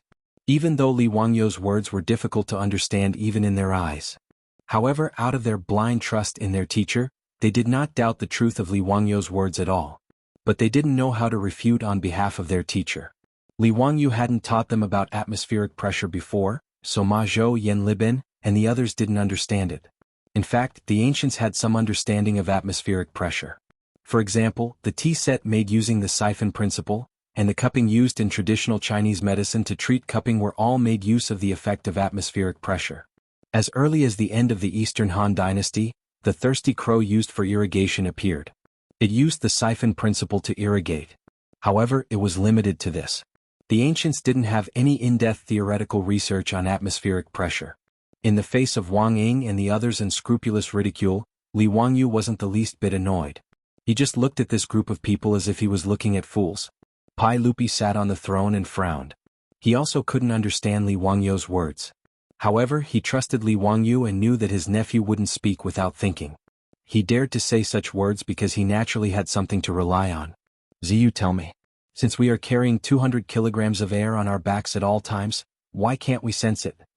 Pai Lupi opened his mouth and those officials who were still ridiculing Li Wangyou could only shut their mouths. Everyone turned to look at Li Wangyou and waited for his explanation. Li Wangyou smiled and shrugged. Your Majesty, this matter is complicated, but it can't be explained in 1 or 2 sentences. However, I have a way to let your Majesty and the officials see the existence of air pressure. Master calls it atmospheric pressure. Li Wangyou suddenly realized that the excuse that the Tao ancestor was his master was really good. In the future he could push anything to the Tao ancestor. The earth is round. The earth revolves around the sun. The moon is a desolate sphere. There is no moon palace, no jade rabbit, no Chang'e, no Wu Gang, and no osmanthus tree. Who doesn't accept it? Go and reason with the Tao ancestor. These were all taught to me by the Tao ancestor. Thinking of this, Li Wangyou felt secretly happy. He was even prepared to work hard and prove that the Tao ancestor was his master. Oh, what can you do? Ziyu, quickly show me. Pai Lupi was also very curious at this moment. However, Li Wangyou shook his head. Your Majesty, I need to prepare for this. How about after 10 days, I ask your Majesty and the officials to move to the academy, and then I will show it to your Majesty. I can also teach the students of the academy and let them see with their own eyes what atmospheric pressure is. To prove the existence of atmospheric pressure, the most beautiful and shocking thing was the historical Magdeburg hemispheric experiment. Li Wangyou planned to use 10 days to cast the hollow copper ball for the experiment and the vacuum pump for air extraction. Okay. Pai Lupi nodded and agreed without hesitation. Then it's settled. After 10 days, I will lead the officials to the academy to witness what atmospheric pressure is. Let me also broaden my horizons and see the wonderful knowledge passed down by the Tao ancestor. The few Gaozhen and eminent monks immediately bowed. Your Majesty, please allow us to go to the Royal Academy of the Tang Dynasty 10 days later to see the miracle. Pai Lupi naturally nodded and agreed. At this point, Wang Ying and the others naturally could not say anything more. They could only sneer in their hearts.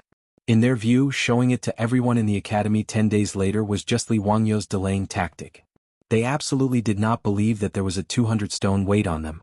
After the court session ended, Li Wangyou led Yan Libin and other disciples to make bronze balls and other utensils.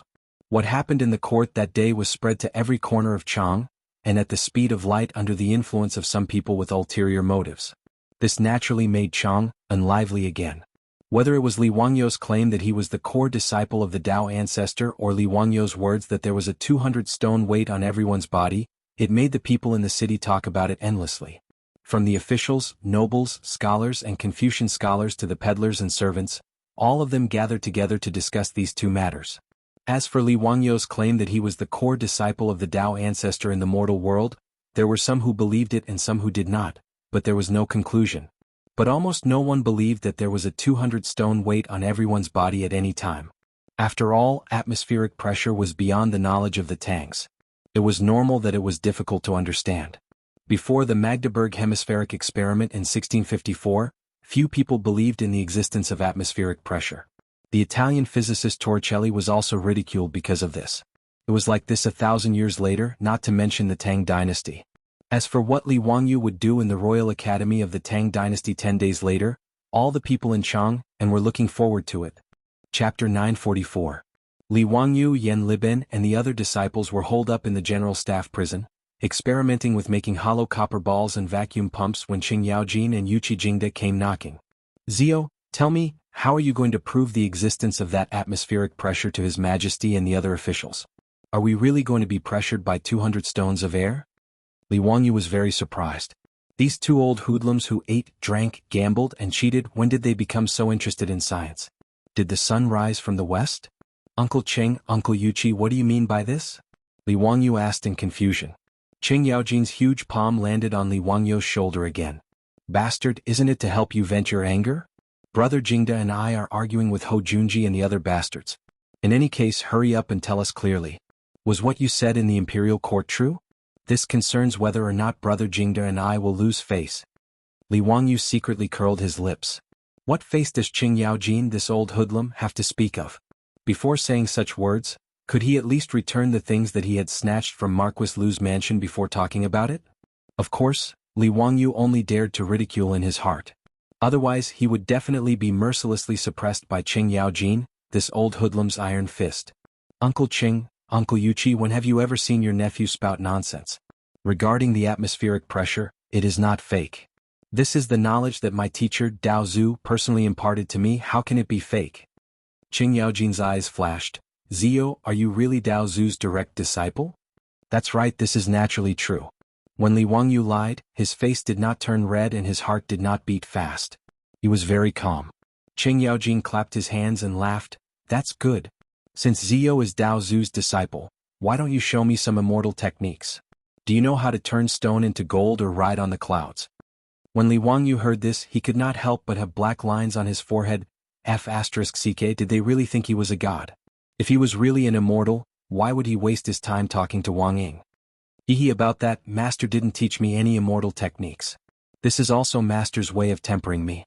Only when I understand the knowledge of the mortal world in the future will Master teach me Taoist immortal techniques. Tisk, that's a pity. Zio, you actually didn't learn anything useful from the Tao ancestor. Qing Yaojin shook his head with a look of regret. He looked at Li Wangyu as if he was looking at a fool. Li Wangyu could not help but feel his temples throbbing.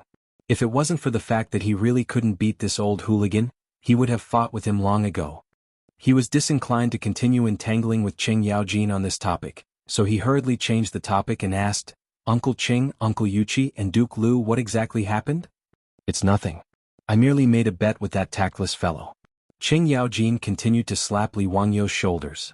Zio, when the time comes, if you dare to screw up the chain for me, I'll come after you.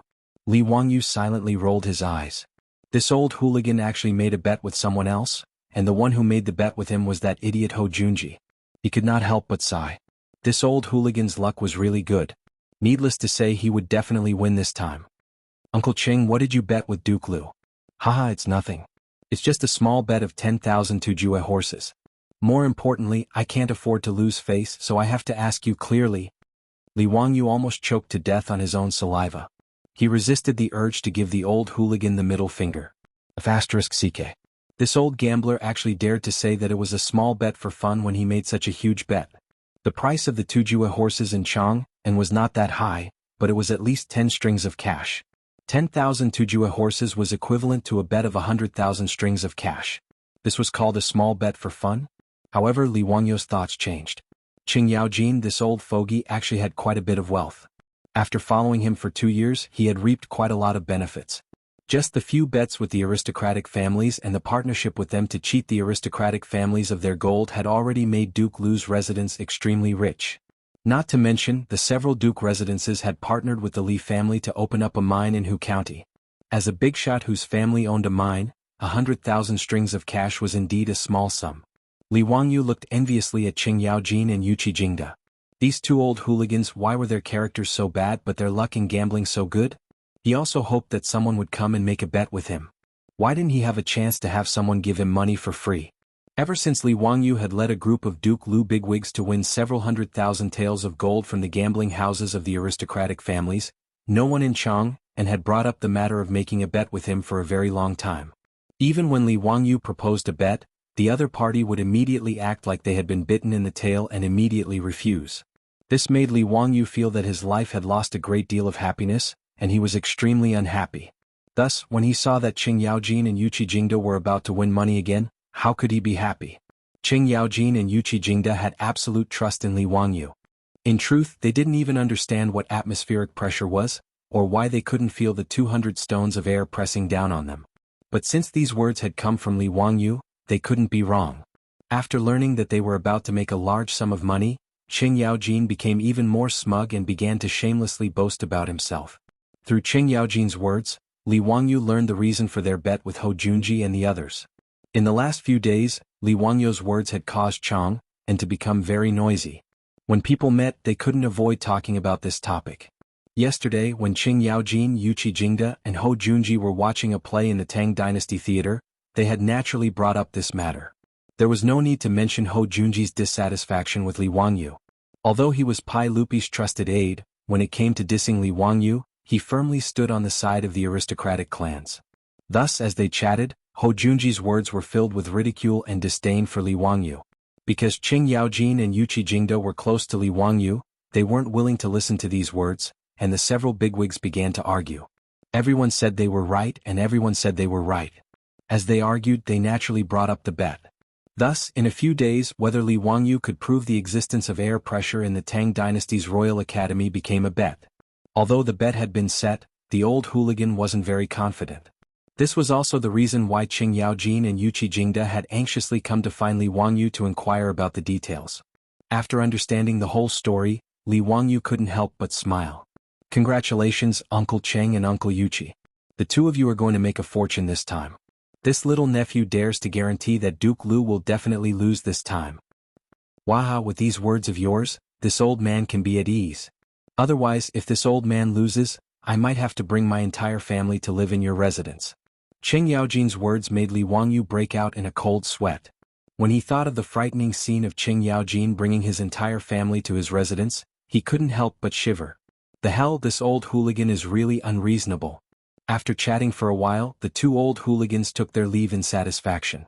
Li Wangyu secretly wiped the sweat off his forehead. Just as he was about to return to work, Niu Wu came to report that the silk pants had come. Chapter 945. When Du Ruhui passed away due to illness, the two brothers, Du He and Du Go, blamed Li Wangyu because of their grief. However, Du He and Du Go were not ignorant people. After the pain of losing their father slowly dissipated, they also knew that the two brothers had wronged Li Wangyu. Under the urging of a group of debauches, the Du brothers went to Dingzhou village to drink and chat merrily with Li Wangyu. After getting drunk, the little bit of awkwardness from before was eliminated and the group of brothers reconciled. Li Wangyu was grounded in Dingzhou village by Pai Lupi and could not go to Chang'an. This group of debauches went to Dingzhou village every few days. They called it visiting brothers, but Li Wangyu felt that this group of scoundrels were here to eat up the rich. They ate his food, drank his water, and even took liberties with the servants in his residence. Shameless and vulgar. Li Wangyu did not find it strange that these debauches came to find him again. In Taiji Palace he had boasted so much in front of all the officials. It would be strange if this group of debauches did not come to find him. Sure enough, the first thing Qing Chumo said when they met was, "Ziyu, tell your brothers, how are you going to prove the existence of that atmospheric pressure to His Majesty and all the officials? Are we really going to be pressured by 200 share of air at any time?" Li Wangyu was speechless. Sure enough, they were all from the Qing family. The first thing they said when they met was exactly the same. "Brothers, could it be that you've also made a bet with someone?" Qing Chumo was stunned. "Ziyu, how did you know?" Li Wangyu directly raised his middle finger at the group of debauches. "Before you came, Uncle Cheng and Uncle Yuqi had just left. Their words were exactly the same as yours." Qing Chumo, Qing Chuliang, and Qing Chubi looked at each other and then at the Yuqi twins. They could not help but laugh. "Ziyu, this is called a tiger father will not have a dog son. When brothers fight, father and son go to war." Li Wangyu's eyes almost rolled to the sky. What kind of nonsense was this? This uncultured pig. He was too lazy to pay attention to Qing Chumo and turned to look at Fang Yai and the others. "Tell me, who did you bet with this time? What did you bet on?" The debauches laughed heartily. Of course it's still that group of nobles. Other than them, where else would there be idiots who would rush to give us and our brothers money? Yesterday her brothers ran into those bastards at Peace Square. They actually dared to insult Zio verbally. My brothers argued with them and after a while they decided to make a bet. Wang Ziqiao from the Wang clan of Taiyuan, Chui Daogu from the Chui clan of Qinghe, Chui Hong from the Chui clan of Bowling, and Lu Xiang from the Lu clan of Fanyang. As Li Wangyu's title of nobility gradually rose, they no longer dared to make a fuss in front of Li Wangyu. Last year, Pai Lupi used the case of missing gold as an excuse to drive out the heads of the 5 noble families from the imperial court. After that, the sons of the noble families lay low for a long time. However, the influence of the noble families in the imperial court was still enormous. Naturally, these sons of the noble families would not become obedient children because of this. Li Wangyu had long heard from the debauches that in Chang'an City, he still had a lot of friction with these sons of the noble families. What did you bet on? We didn't bet on anything. You also know that our brothers are poor and can't take out much copper coins. Moreover, gambling is too vulgar, so we didn't bet on anything. Cheng Chimo laughed. Li Wangyu nodded, understanding that these debauches were also embarrassed about their lack of money. Although he, Li Wangyu, had made a fortune, and along the way even the dukes close to him had all made a lot of money. However, other than the 2 brothers, Du He and Du Go, the other families and manors were still not in the position of these debauches to make decisions. Therefore they were still relying on the pocket money that their families gave them every month to live. Of course, although it was called pocket money, if it was placed in the homes of ordinary people, it would be a huge sum of money. However, for the debauches the expenses were also large. Therefore this group of debauches were actually poor ghosts, unable to take out a few hundred strings of copper coins in their pockets. Then what did you bet on with Wang Ziqiao and the others? Li Wangyu asked curiously. Just a few dozen beautiful maidservants.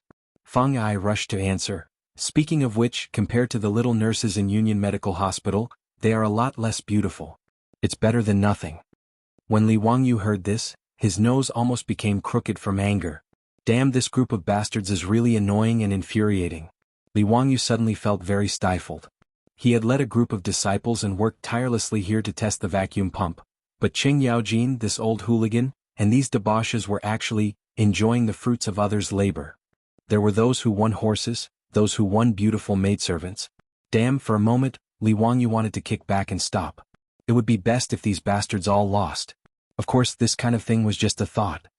Ziyu, you can't lose, your brother's happiness is all on your shoulders. Cheng Chimo's old face was thick, but he didn't forget to remind him again and again. After angrily driving away all the debauches who had come to inquire about the news, Li Wangyu looked up to the sky and sighed. When heaven is about to give a great responsibility to a great man, it must first make his will suffer, and his muscles and bones toil. I really have a hard life. On the side, Niu Wu's face twitched a couple of times. In his heart he was crazily complaining about his Langjun. With such a lazy temperament, how could he have the nerve to say such things? Li Wangyu sighed and turned his head to continue to study the vacuum pump with Yan Liben and the others. The hemispherical experiment at Magdeburg Castle was not difficult. 2 copper hemispherical hollow hemispheres were filled with water and joined together. In the middle, there was a layer of leather soaked with oil to make the 2 hemispheres completely close together. One of the hemispheres had a connecting pipe to connect to the vacuum pump, and there was a valve that could be closed. Using the vacuum pump, after all the water in the hemispheres had been sucked out, the 2 hemispheres would be squeezed tightly together by the surrounding atmosphere.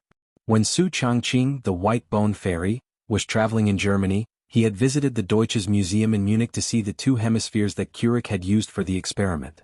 2 copper hemispheres with a diameter of 50 centimeters were not difficult at all. Li Wangyu had already ordered the craftsmen to make them. But the most difficult thing to repeat the experiment at Magdeburg Castle was the manufacturing of the vacuum pump. The mayor of Magdeburg, Otto von Guericke, was also a German physicist. He invented the piston vacuum pump, which made the experiment at Magdeburg Castle possible. Li Wangyu wanted to repeat this historical experiment in the Tang dynasty, but he hit a nail on the head on how to manufacture the piston vacuum pump. Li Wangyu knew the principle of the piston vacuum pump. It relied on the piston in the cylinder of the vacuum pump to reciprocate to suck in and exhaust gas. But knowing the theory was one thing, and actually manufacturing this thing was another thing. In any case, the vacuum pump was a modern industrial product. It was not easy to replicate it in the Tang dynasty. Li Wangyu, Yan Liben, and the others studied it for 2 or 3 days, but they had no clue.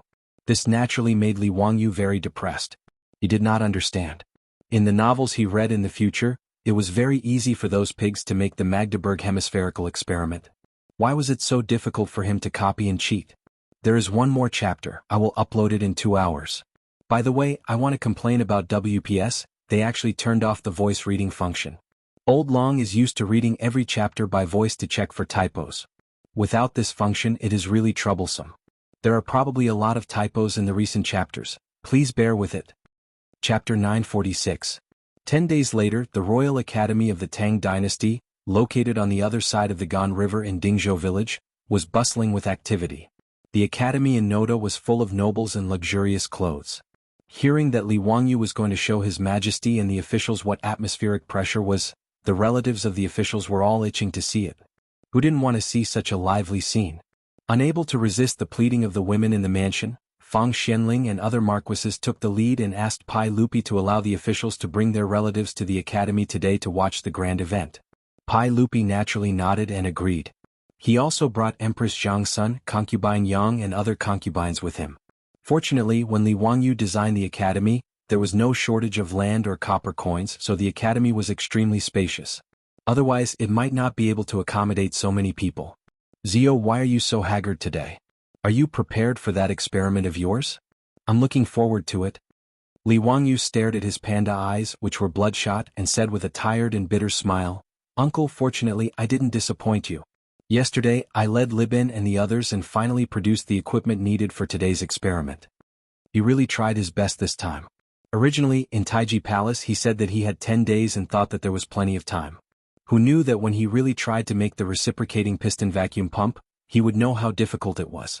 Fortunately, Li Wangyu had some understanding of the principle, and Yan Libin was a rare engineering talent in the Tang dynasty. With the help of a group of skilled and experienced old craftsmen, they made the vacuum pump on time.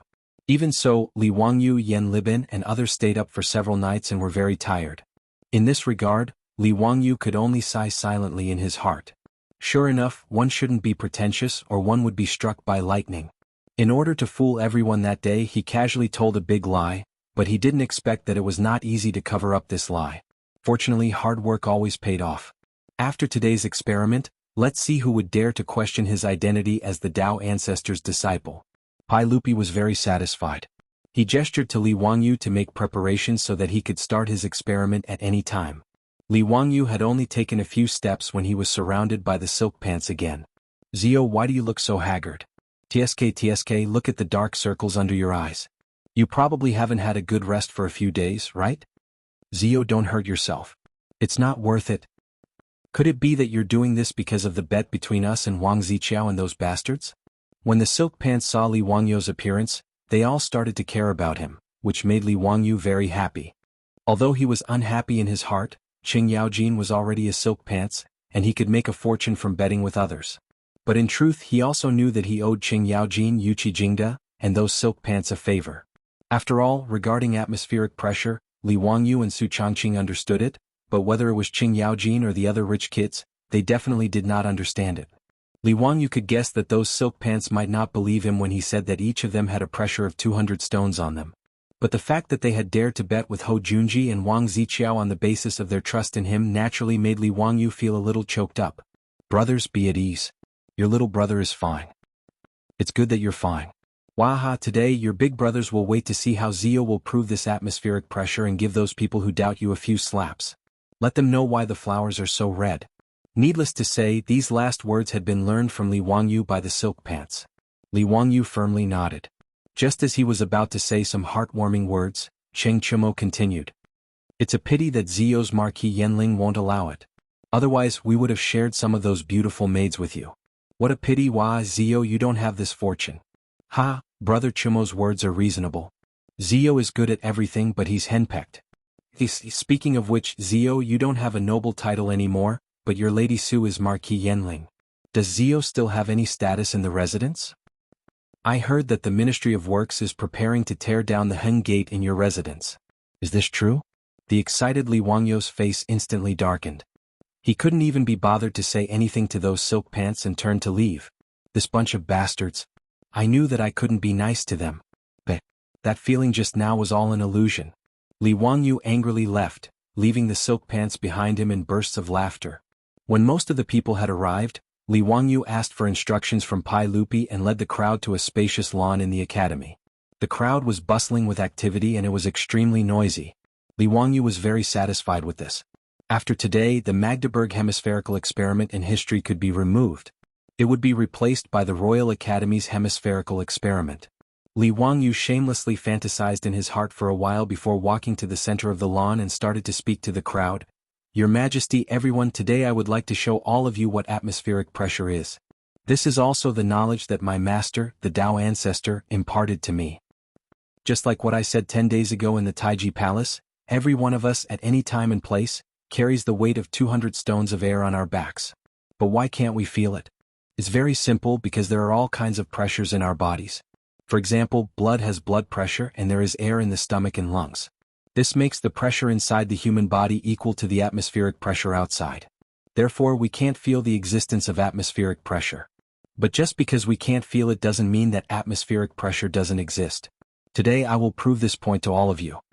As Li Wangyu spoke, he motioned for Ma Zhou and Yan Libin to come forward and present the two hollow copper hemispherical balls. Everyone, these two hollow hemispherical balls, when put together, form a complete copper ball. As Li Wangyu spoke, he motioned for Ma Zhou and Yan Libin to put the hemispherical balls together. These two hemispherical balls don't have any mechanisms in between. Therefore, when they are put together, there is no need to use force and they can be easily separated. Li Wangyu motioned for Ma Zhou and Yan Libin to separate the copper balls again. Pai Lupi, the officials, and Empress Zhang Sun were all confused by Li Wangyu's actions. Li Wangyu didn't explain. He only had Ma Zhou and Yan Libin bring the two hemispherical balls to Pai Lupi and the officials so that they could inspect them, indicating that there were no mechanisms in them. After carefully inspecting the two hemispherical balls several times, Wang Ying and Hou Junji were finally convinced that Li Wangyu was speaking the truth. These two hemispherical balls were just hollow copper hemispherical balls. There were no mechanisms in them. Zio, what do you mean by this? Don't keep us in suspense. Hurry up and get that air pressure out. Qing Yaojin impatiently shouted. Li Wangyu silently rolled his eyes.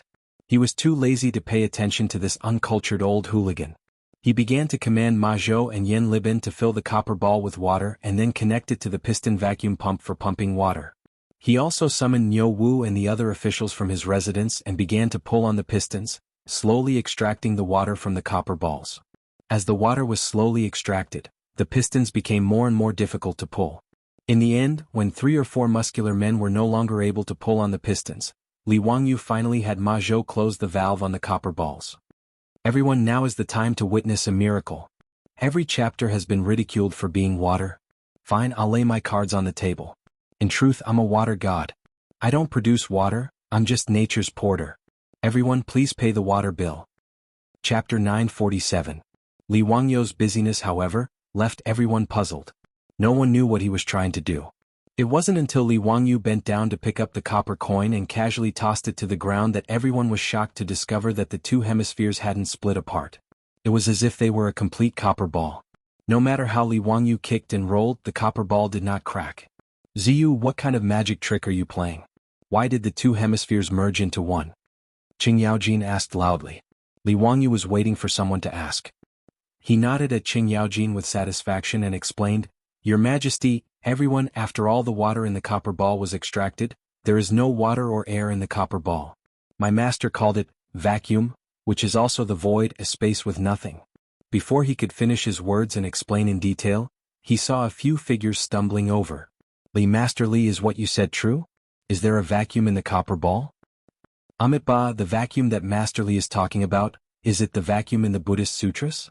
It was the Taoist and Buddhist monks who were agitated by Li Wangyu's words. The word vacuum in the future referred to when the air pressure in the container was lower than atmospheric pressure, and the part that was lower than atmospheric pressure was called vacuum. However, there was a word vacuum in Wuxia since ancient times. It referred to nothingness, which was the nothingness of Taoism. The emptiness of Buddhism was also borrowed from this concept. Buddhism liked to talk about emptiness while Taoism liked to talk about nothingness. In fact, the original meaning of both was very similar. At this moment, when the Taoist and Buddhist monks heard that Li Wangyu had created a vacuum in the copper ball in front of them, how could they not be agitated? Li Wangyu was also slightly surprised, but he did not bother to correct them. Regardless of whether it was Buddhism or Taoism, excluding the philosophical and spiritual aspects, the vacuum in their sutras referred to nothing. After receiving Li Wangyou's confirmation, the Taoist and Buddhist monks became even more agitated. Eunuch Li, can you create a larger vacuum for us? Is it possible for me to enter and experience cultivation? Amit Ba. Benefactor Li, my Buddhist sect also has the same idea. I hope that Benefactor Li can fulfill our wish. If Benefactor Li is willing to lend our Buddhist sect a hand, Buddhist sect will do everything we can to repay Benefactor's kindness. Li Wangyu was dumbfounded when he heard the words of the few high monks. To cultivate in a vacuum environment? This was crazy. In later years, there were movies that depicted people suddenly entering a vacuum environment. Due to the pressure, they would expand and then explode. This was actually incorrect. Entering a vacuum state, the blood in the human body would rapidly boil, and the surface of the body would expand. 10 seconds later, the oxygen absorbed by the lungs would be transported to the brain through the circulatory system. The person would then lose consciousness and go into shock, followed by death due to hypoxia. This was something that almost everyone knew in the future. No one would be stupid enough to run into a vacuum environment. However, the Tangs naturally did not understand this. When these Taoist monks heard the word vacuum, they were so excited that they forgot about everything else. After being stunned, Li Wangyu could only smile bitterly and explain the consequences of entering a vacuum environment to the Taoist monks. When Gao Zhen and the eminent monks heard what he said, their expressions changed. They were skeptical, but they could only give up the idea of suicide for the time being. Li Wangyu then continued to explain to Pai Lupi and the others, why do the two hemispheres merge into one? The reason is very simple. After the air in the copper ball is sucked away, the pressure from the outside world is like a pair of invisible hands, pressing down on the copper ball tightly. Therefore, without enough power, it is impossible to separate it. After he finished speaking, Pai Lupi and the other officials could not wait to surround the copper ball and observe it closely. Damn it, the two hemispheres really did merge into one. If this old man hadn't carefully inspected the two hemispheres, I really would have thought that there was some sort of mechanism. Qing Yaojin tugged at the copper ball a few times, but there was no sign of it separating. Tai Changqing, Wang Ying, Ho Junji, and the others also began to examine the copper ball.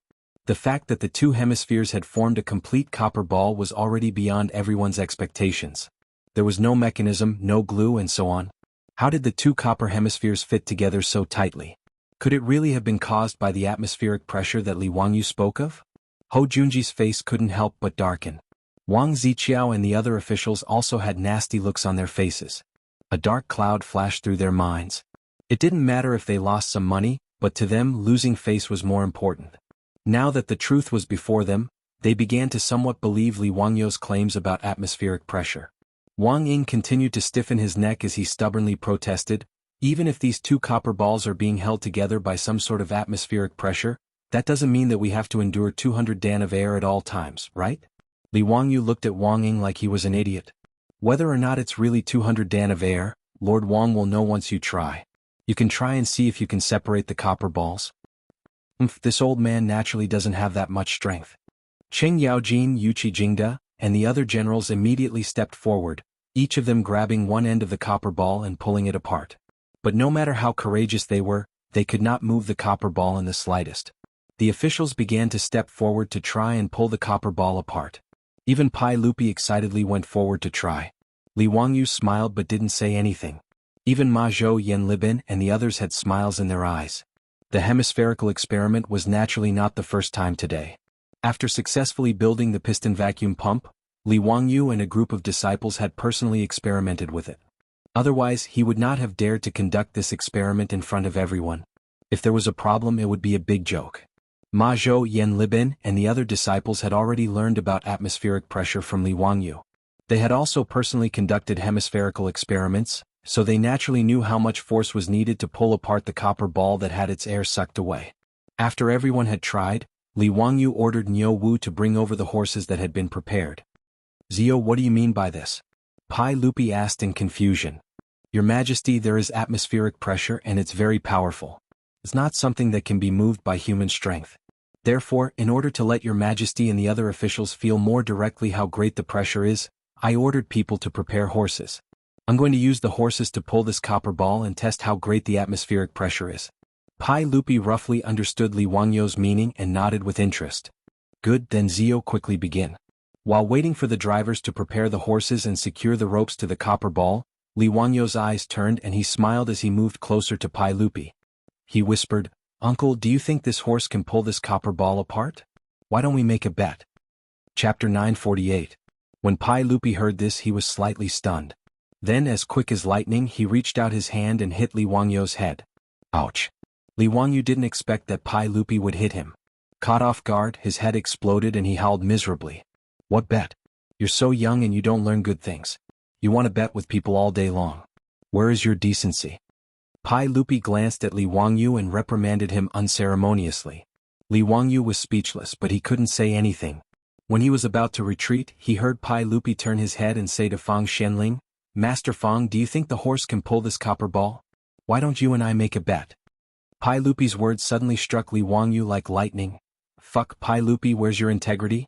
You just reprimanded me so grandly, and now you want to make a bet with Fang Xianling? Do you have any shame?" He completely forgot that he wanted to make a bet with Pai Lupi, but he didn't have any good intentions. He clearly wanted to take advantage of Pai Lupi. Pai Lupi wasn't a fool.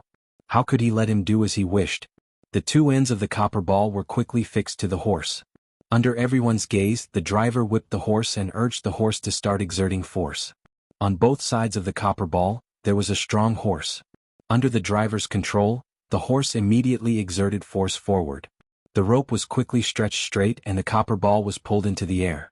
But no matter how hard the two horses exerted force, and even the grass under the horses' hooves was trampled into the air, the copper ball didn't move. This scene caused everyone's jaws to drop. Previously, Qing Yaojin, Yuqi Jingda, and the others couldn't pull the copper ball open, which was already a bit surprising. But they didn't expect that even the two horses couldn't pull it open. Even if Qing Yaojin and Yuqi Jingda were famous generals, courageous and powerful, how could they compete with horses in terms of strength? Later generations often said the word horsepower. Of course, the horsepower in the future referred to the power of the horse, not the strength of the horse. However, Li Wangyu had also seen a video of someone competing with a horse in a tug-of-war. 18 strong adult men were competing with a Belgian horse, but they were unable to fight back at all and were easily dragged away by the Belgian horse. Although the horse Li Wangyu found was not as strong as the Belgian horse, its strength was at least equivalent to 6 or 7 adult men. Ho Junji and the others grimaced even more when they saw that the two horses were unable to move the copper ball. The onlookers discussed animatedly, feeling that the scene in front of them was unbelievable. Li Wangyu satisfyingly called the coachman to stop. He then snapped his finger, signaling Niu Wu to bring 2 more horses over. 4 horses were naturally unable to move the copper ball, but the eyes of Pai Lupi and the others were about to pop out of their sockets. When the number of horses increased to 8 and there was still no reaction, they even began to suspect that Li Wangyu had switched out the copper ball with the one that had given up hope. Under the urging of the coachman, the horses pulling the copper ball began to gasp for breath, their bodies drenched in sweat. By the time Li Wangyu had the horses and coachman stop to drink water and rest, everyone was already numb to the situation. "Zio, tell us the truth. Did you really not tamper with the copper ball?" Pai Lupi also began to suspect that the copper ball had been switched out. He called Li Wangyu to his side and softly asked. Li Wangyu chuckled and replied, "Uncle, calm down. This copper ball will definitely be separated. I said before that the atmospheric pressure is very great, but it also has its limits. As long as we continue to increase the number of horses, we will be able to pull it apart. This is the knowledge of atmospheric pressure that Master imparted to me." Pai Lupi sighed in amazement. "Wonderful, it's really wonderful. It's worthy of being the knowledge imparted by Ancestor. Zio, what other knowledge did Ancestor impart to you? Is there anything that is beneficial to the Tang dynasty?" Li Wangyu was speechless. Pai Lupi was actually so utilitarian. "Uncle, these knowledge are all beneficial to the Tang dynasty. Why do you think that the knowledge imparted to you by Master is useless?" Pai Lupi hurriedly explained in a low voice, "No, that's not what I mean. What I mean is, did Master impart to you knowledge that can immediately be used by the Tang dynasty like the 4-wheeled carriage, water wheel, horseshoe, and steel crossbow?" Li Wangyu smiled and said, "Uncle, in fact, even if I don't say it, you should be able to guess that the 4-wheeled carriage and water wheel were all imparted to me by Master." Pai Lupi heard this and suddenly clapped his hands. "Sure enough, when I heard you admit that Ancestor is your master a few days ago, I vaguely guessed this matter. Haha, for the old Ancestor to take you as a disciple is your good fortune, Zio, our good fortune, and the good fortune of my great Tang." Before the hemispherical experiment was completed, Pai Lupi was already convinced that Li Wangyu was Ancestor's direct disciple. "Uncle, you flatter me." Li Wangyu was secretly happy that he could fool Pai Lupi. He quickly controlled his expression to avoid laughing out loud. After the driver and the horses rested, the experiment continued again. The number of horses continued to increase. 10, 12, 14, until it increased to 16 horses. Just like the Magdeburg hemispherical experiment in history, the copper ball finally made a loud noise and was pulled apart by the horse's huge traction force. Pai Lupi and the other officials did not wait for Li Wangyu to speak. They immediately gathered around, picked up the two hollow hemispherical balls and carefully looked at them. "Damn it, it's really the two hemispherical balls from before. They're exactly the same. I even replaced Ancestor Zio's hemispherical balls with solid ones." Qing Yaojin held up a hemispherical ball and shouted. Some people tried to combine the two hemispherical balls again, but they easily separated them again.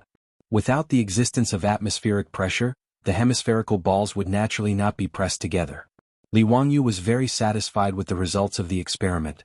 He held up the hemispherical ball and said to the crowd, "Your Majesty, everyone, this is the best proof of the existence of atmospheric pressure. When the air in the copper ball is sucked away, the air outside will tightly press it down. If we didn't have atmospheric pressure in our bodies, we would have already been crushed to death by the air." In the face of this ironclad truth, no one doubted Li Wangyu's words anymore. There were even quite a few people who fearfully reached out to touch the air above their heads as if worried that one day, they would be crushed to death by the air descending from the heavens. Pai Lupi, on the other hand, was very interested. Under Li Wangyu's guidance, he repeated the hemispherical experiment. No one had any more doubts about this result. Qing Yaojin and the other profligate scions gave lewd smiles at this result. They had won 10,000 horses and several dozen beautiful maids for no reason, so they were naturally happy. As for Ho Junji and the others, their faces were ashen as they silently turned to leave. Just as Li Wangyu was about to say something, a few figures flashed out from the crowd and knelt down in front of him without saying a word. Disciple pays respects to Grandmaster. Chapter 949. Li Wangyu was so scared that his whole body trembled and he almost lifted his foot to kick them. Fortunately, he reacted in time. These people who were kneeling in front of him were none other than the Taoist Gao Zhen. "Gao Zhen, what do you mean by this?" "Honorable Grandmaster, we disciples were blind before and offended Grandmaster. Please punish us, Grandmaster. We only want to cultivate with you. Please take pity on us and help us to pursue the heaven's way." Li Wangyu finally understood what had happened.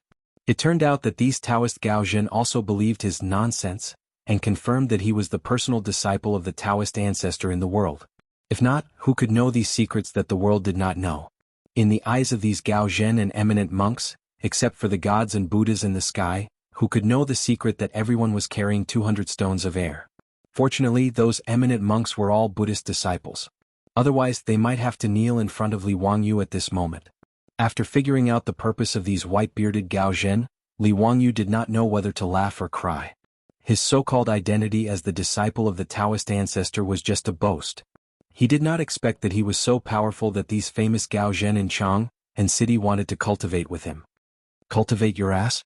Even though Li Wangyu and Su Changqing had inexplicably traveled to the Tang dynasty, they had never believed in any gods or Buddhas. He would rather believe in a space-time wormhole than believe in any gods or Buddhas in the sky. Moreover, he did not know how to cultivate. What could he teach these Gao Zhen? Li Wangyu sighed silently in his heart. Sure enough, a lie needed more lies to cover it up. "Gao Zhen, don't mention the Grandmaster again. Although I am the personal disciple of the Taoist ancestor in the world, the knowledge that the master taught me is not the same as yours. Well, I am not the successor of the Taoist ancestor. Do you understand?" A few Gao Zhen disciples looked at each other and replied with a firm expression, "Grandmaster, the Tao ancestor is your master. No matter what knowledge you learn from the Tao ancestor, you are still the disciple's Grandmaster. There is no doubt about that." "That's right. Since Grandmaster's master is the Tao ancestor, he is the Grandmaster of our Tao sect. In our Tao sect, if anyone doesn't respect the Grandmaster, that would be equivalent to deceiving the Grandmaster and destroying the Grandmaster. Everyone has the right to punish him." In fact, these few Taoist masters might not completely believe Li Wangyu's excuse. These old fellows had long since become shrewd with age, so how could they bow their heads and bow just because of Li Wangyu's lies? In terms of seniority, these few Taoist masters were about the same as Sun Simiao. However, unlike Sun Simiao who lived in seclusion in the mountains for a long time, these Gaojin masters had been active in Chang, and for a long time and had considerable influence in Taoism. As Taoism was conferred as the national religion by the royal family of Li Tang, and Li Yuan and Pai Lupi had recognized the Tao ancestor as their ancestor, the relationship between these Taoist masters and the royal family was very subtle.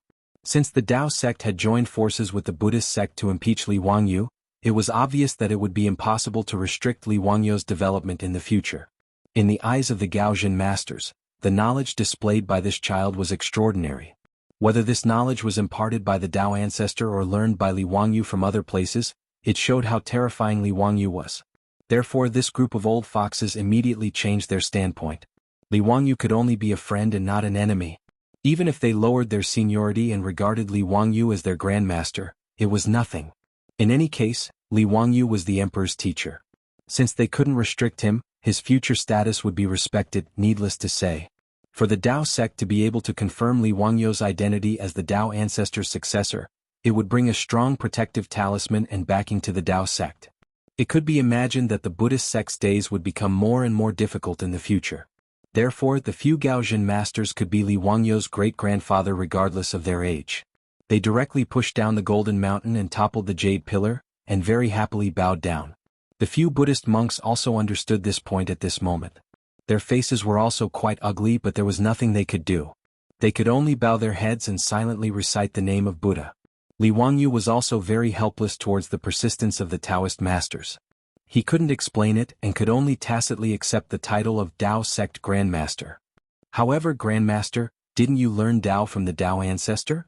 That vacuum environment, is it really impossible for people to enter it to cultivate? The few Gaojin masters still didn't give up and continued to ask.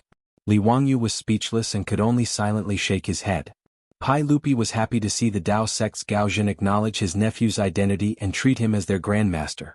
He, the emperor of all ages, naturally understood his nephew's personality. Pai Lupi completely trusted and was not worried about Li Wangyu. He was not at all afraid that this fellow would become too powerful in the future, unable to control him and even usurp his son's position. With Li Wangyu's languid personality, if he really took the throne and worried about the affairs of the world every day, it would probably be worse than killing him. Therefore it was a good thing that Li Wangyu could obtain the support of the Tao sect. In the future, when his eldest son ascended the throne, the world would become more peaceful. Although Li Heir had a lot of faults such as killing his brother and forcing his father to flee after the Black Tortoise Gate incident, he was also very lecherous, obstinate and self-opinionated even when he was old, and he was fond of grandiose achievements, but overall, Li Heir was a rare good emperor who cared about the people of the world. This was also the reason why Li Wangyu was willing to offer his skills and be exploited by Pai Lupi. After the Royal Academy's hemispherical experiment was completed, the teachers and students of the academy as well as the officials and their relatives, all felt that it was an eye-opener. Everyone discussed animatedly and dispersed after bowing to Pai Lupi. Pai Lupi, Empress Zhang Sun, Concubine Yang, Fang Xianling, Qing Yaojin, and the other big shots were naturally invited back to the manor by Li Wangyu. The big shots had come all the way from Chang'an to the academy. As the host, he naturally had to be a good host and entertain the big shots. Li Wangyu's manor had all kinds of facilities and many new things. The big shots, including Pai Lupi, were happy to have a day of leisure and gave themselves a holiday. Empress Zhang Sun, Concubine Yang, Fang Xianling, and the other big shots womenfolk were naturally received by Su Changqing. Li Wangyu invited Pai Lupi and the others to sit in the living room and serve tea. While everyone was chatting, the old housekeeper Li Heng hurried in and reported, "Lang Jun, Gao Shilian Duke Gao is here to visit." Li Wangyu was slightly stunned. Gao Shilian had returned to Chang'an? How come he didn't know about this? Wasn't Gao Shilian still the chief clerk of the governor's mansion in Izhou? Logically speaking, Gao Shilian should have been called back to Chang'an by Pai Lupi after the 5th year of Jingguan. Li Wangyu turned to look at Pai Lupi in confusion. "Uncle, you called Duke Gao back to Chang'an in advance?" "Yes, Duke Gao has done a good job in governing Izhou. This time he has also eliminated the rebellion of the officials. In addition, after Kemming's death, the position of the right servant has been vacant. After discussing with Xianling, I ordered Duke Gao to return to Chang'an. But I didn't know that he had already arrived in Chang'an and came to your manor first." Li Wangyu nodded and excused himself from Pai Lupi and the other big shots. He got up and went out with Li Heng to welcome Gao Shilian. Chapter 950. Gao Shilian had just returned to Chang, and from Shu today. The journey of thousands of miles had exhausted the old man quite a bit. In order to avoid unnecessary etiquette, Gao Shilian did not even send people back to Chang'an to report. Otherwise, if they knew that he was coming back today, Li Wangyou's experiment would have been delayed. After all, whether it was Empress Zhangsun or Zhangsun Wuji, or even Pai Lupi, they would all personally welcome Gao Shilian. As for Gao Shilian's students, colleagues and friends all over Chang'an, they would not neglect Gao Shilian because of Li Wangyou's experiment. Gao Shilian planned to return to Chang'an and quietly rest for 2 days and then meet Pai Lupi. But once he entered Chang'an, Gao Shilian felt that his eyes could not keep up. In the first year of Zhenguan, Gao Shilian was demoted by Pai Lupi to take up a post in Yizhou because he had withheld Wang Gui's secret memorial. Of course, outsiders did not know what was going on. Wang Gui and Gao Shilian had always been on good terms. Withholding Wang Gui's secret memorial did not benefit Gao Shilian at all. Gao Shilian was demoted to the governor of an province, and then replaced Dou Gui, the governor of Yizhou, to take over Yizhou as the governor of Yizhou. The meaning behind this was worth pondering.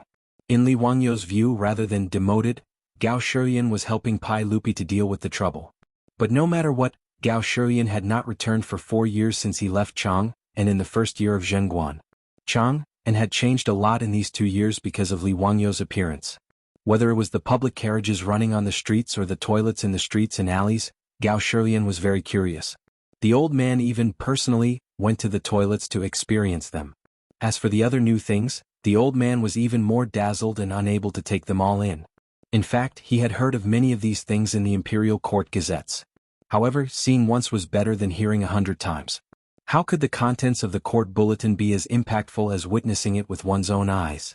When Gao Shilian learned that Li Wangyou was going to do some kind of experiment at the Royal Academy of the Tang Dynasty today, and that Pai Lupi and all the officials had gone to the academy to watch, the old man was also interested. Ignoring the fatigue from the journey, he immediately led his servants and rode to Dingzhou village in Wuxia County. After Gao Shilian urged his horse onto the famous Prodigal Road, he was once again stunned. How could he have thought that there was actually someone who used mirage mud to pave a road? The production of mirage mud was still not high. At least, mirage mud hadn't appeared in the Yi province yet. Therefore, Gao Shilian had only heard of its existence, but had never seen it with his own eyes. The cement road from Dingzhou village to Wuxia, which Li Wangyou had spent a lot of money to build, shocked the old man quite a bit. The road was as smooth as a stone slab. In the eyes of the Tang people, it was a wonder of the world. Gao Shilian jumped off his horse and squatted down to study the cement road for a long time. Many passers-by covered their mouths and snickered. Their eyes were full of pride as if they were looking at a country bumpkin. After all, people like Gao Shilian who came to Chang'an for the first time and saw the cement road for the first time had the same reaction. The people of Wuxia County were already used to it, but they couldn't help but reveal a trace of pride. After all, this was the only mirage mud road in the world. However, as Qing Yaojin and other big shots opened mines in Wuxia County, the production of lime increased, and the price of the mirage mud produced by the Ministry of Works gradually fell. Pai Lupi had now begun to discuss with Fang Xianling and the others to replace the main streets in Chang'an with mirage mud roads. However, this project cost a lot. Even though the price of cement had fallen a lot, the budget given by the Ministry of Works was still an astronomical figure in the eyes of Pai Lupi and the big shots in the imperial court. Therefore, the paving of roads in Chang'an was still in the planning stage. It was unknown how long it would take to start. Because of this delay, when Gao Shilian arrived at the Royal Academy of the Tang Dynasty, he was still a step late. The hemispherical experiment of the academy had ended, and the officials had left. Gao Shilian didn't get angry that he didn't come. Instead, he looked around the Noda Academy in high spirits. After knowing that Pai Lupi and the others had been invited to the mansion by Li Wangyou, Gao Shilian didn't refuse and took the initiative to visit Lai Hot. Li Wangyou invited Gao Shilian into the living room and greeted Pai Lupi. After greeting each other, they sat down again. It was the first time Gao Shilian came to Li Wangyou's mansion, and he was curious about everything. After all, Li Wangyou's mansion was very different from the traditional mansions of the Tang Dynasty. Just the sofa he was sitting on made the old man very uncomfortable. The Tangs were used to sitting on their knees, and this soft and elastic sofa was very uncomfortable for Gao Shilian. But the old man had to admit that sitting on the sofa was very comfortable. Zio, when I came back to Chang'an today, I realized that I underestimated you in Yizhou. If I knew that you were so capable, I would have let you stay in Ezhou for a few more days to help me. Haha, Mr. Gao, you flatter me. Pai Lupi smiled and said, Uncle, you haven't been in Chang'an for a long time. I'm afraid you don't know how capable Zio is, but he's even more capable of causing trouble. I have a headache because of him. In private, Pai Lupi also called Gao Shilian uncle, like his wife, Empress Zhangsun. His words made Qing Yaojin, Fang Xianling, Zhangsun Wuji and the others laugh. Li Wangyu could only touch his nose awkwardly and complain in his heart. But the world was big and Pai Lupi was the most important. He could only endure his ridicule. When Empress Zhangsun heard that her uncle had come to visit, she led a group of noble women and Su Changqing to rush over. When she saw Gao Shilian, she burst into tears. Zhangsun Wuji and Empress Zhangsun were both brought up by their uncle, Gao Shilian. Naturally, their relationship with Gao Shilian was deep. Even though Empress Zhangsun was a mother of 4, she was still like a little girl in front of Gao Shilian. After Gao Shilian comforted her for a while, Empress Zhangsun stopped crying, but she still glared at her husband angrily. Naturally, she blamed him for sending her uncle to Ezhou, a place so far away that she could not see him for 4 whole years. Pai Lupi was a little scared by his wife's resentful eyes, and he quickly changed the topic. Uncle, you haven't tried the food in Zio's house, right? I'm afraid you don't know that now everyone in Chang'an knows that the food in Zio's house is the best in Chang'an. Even my palace is not as good as it. Today we'll eat a big meal and treat it as a welcome dinner for Uncle. Fang Xianling and the others also nodded in agreement. Qing Yaojin, this old guy, shamelessly shouted, Zio, is there any cow in your house that accidentally fell to its death today? You must let Gao Shilian taste the roast beef with potatoes. Li Wangyu, Pai Lupi, Fang Xianling and the others heard this and their faces darkened. Damn, this shameless old hooligan, they couldn't wait to drive him out. How could you have the nerve to say that you want to eat beef so openly? Pai Lupi put on a straight face and pretended not to hear it. He turned his head and talked with Gao Shilian. Li Wangyu silently rolled his eyes and reached out to summon the old housekeeper, Li Heng, to see if there was any cow in the house that accidentally fell to its death. Today, everyone returned to their seats and continued their conversation. However, Gao Shilian's words caused Li Er to fly into a rage. He almost ordered his men to capture Li Wangyu and give him 30 beatings. Chapter 951. If Li Wangyu was beaten up by Pai Lupi, he would not be wronged at all. Who asked him to have such a bad memory at such a young age? Back in Ezhou, Li Wangyu had a flash of inspiration and came up with the explosive pack in order to solve the siege.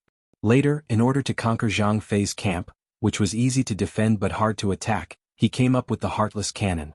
These two things were naturally extraordinary weapons for the Tang dynasty. Even though Gao Shilian was not a general, he understood the stakes involved. Therefore, not only did Gao Shilian issue a gag order to all the soldiers in Ezhou who knew about it.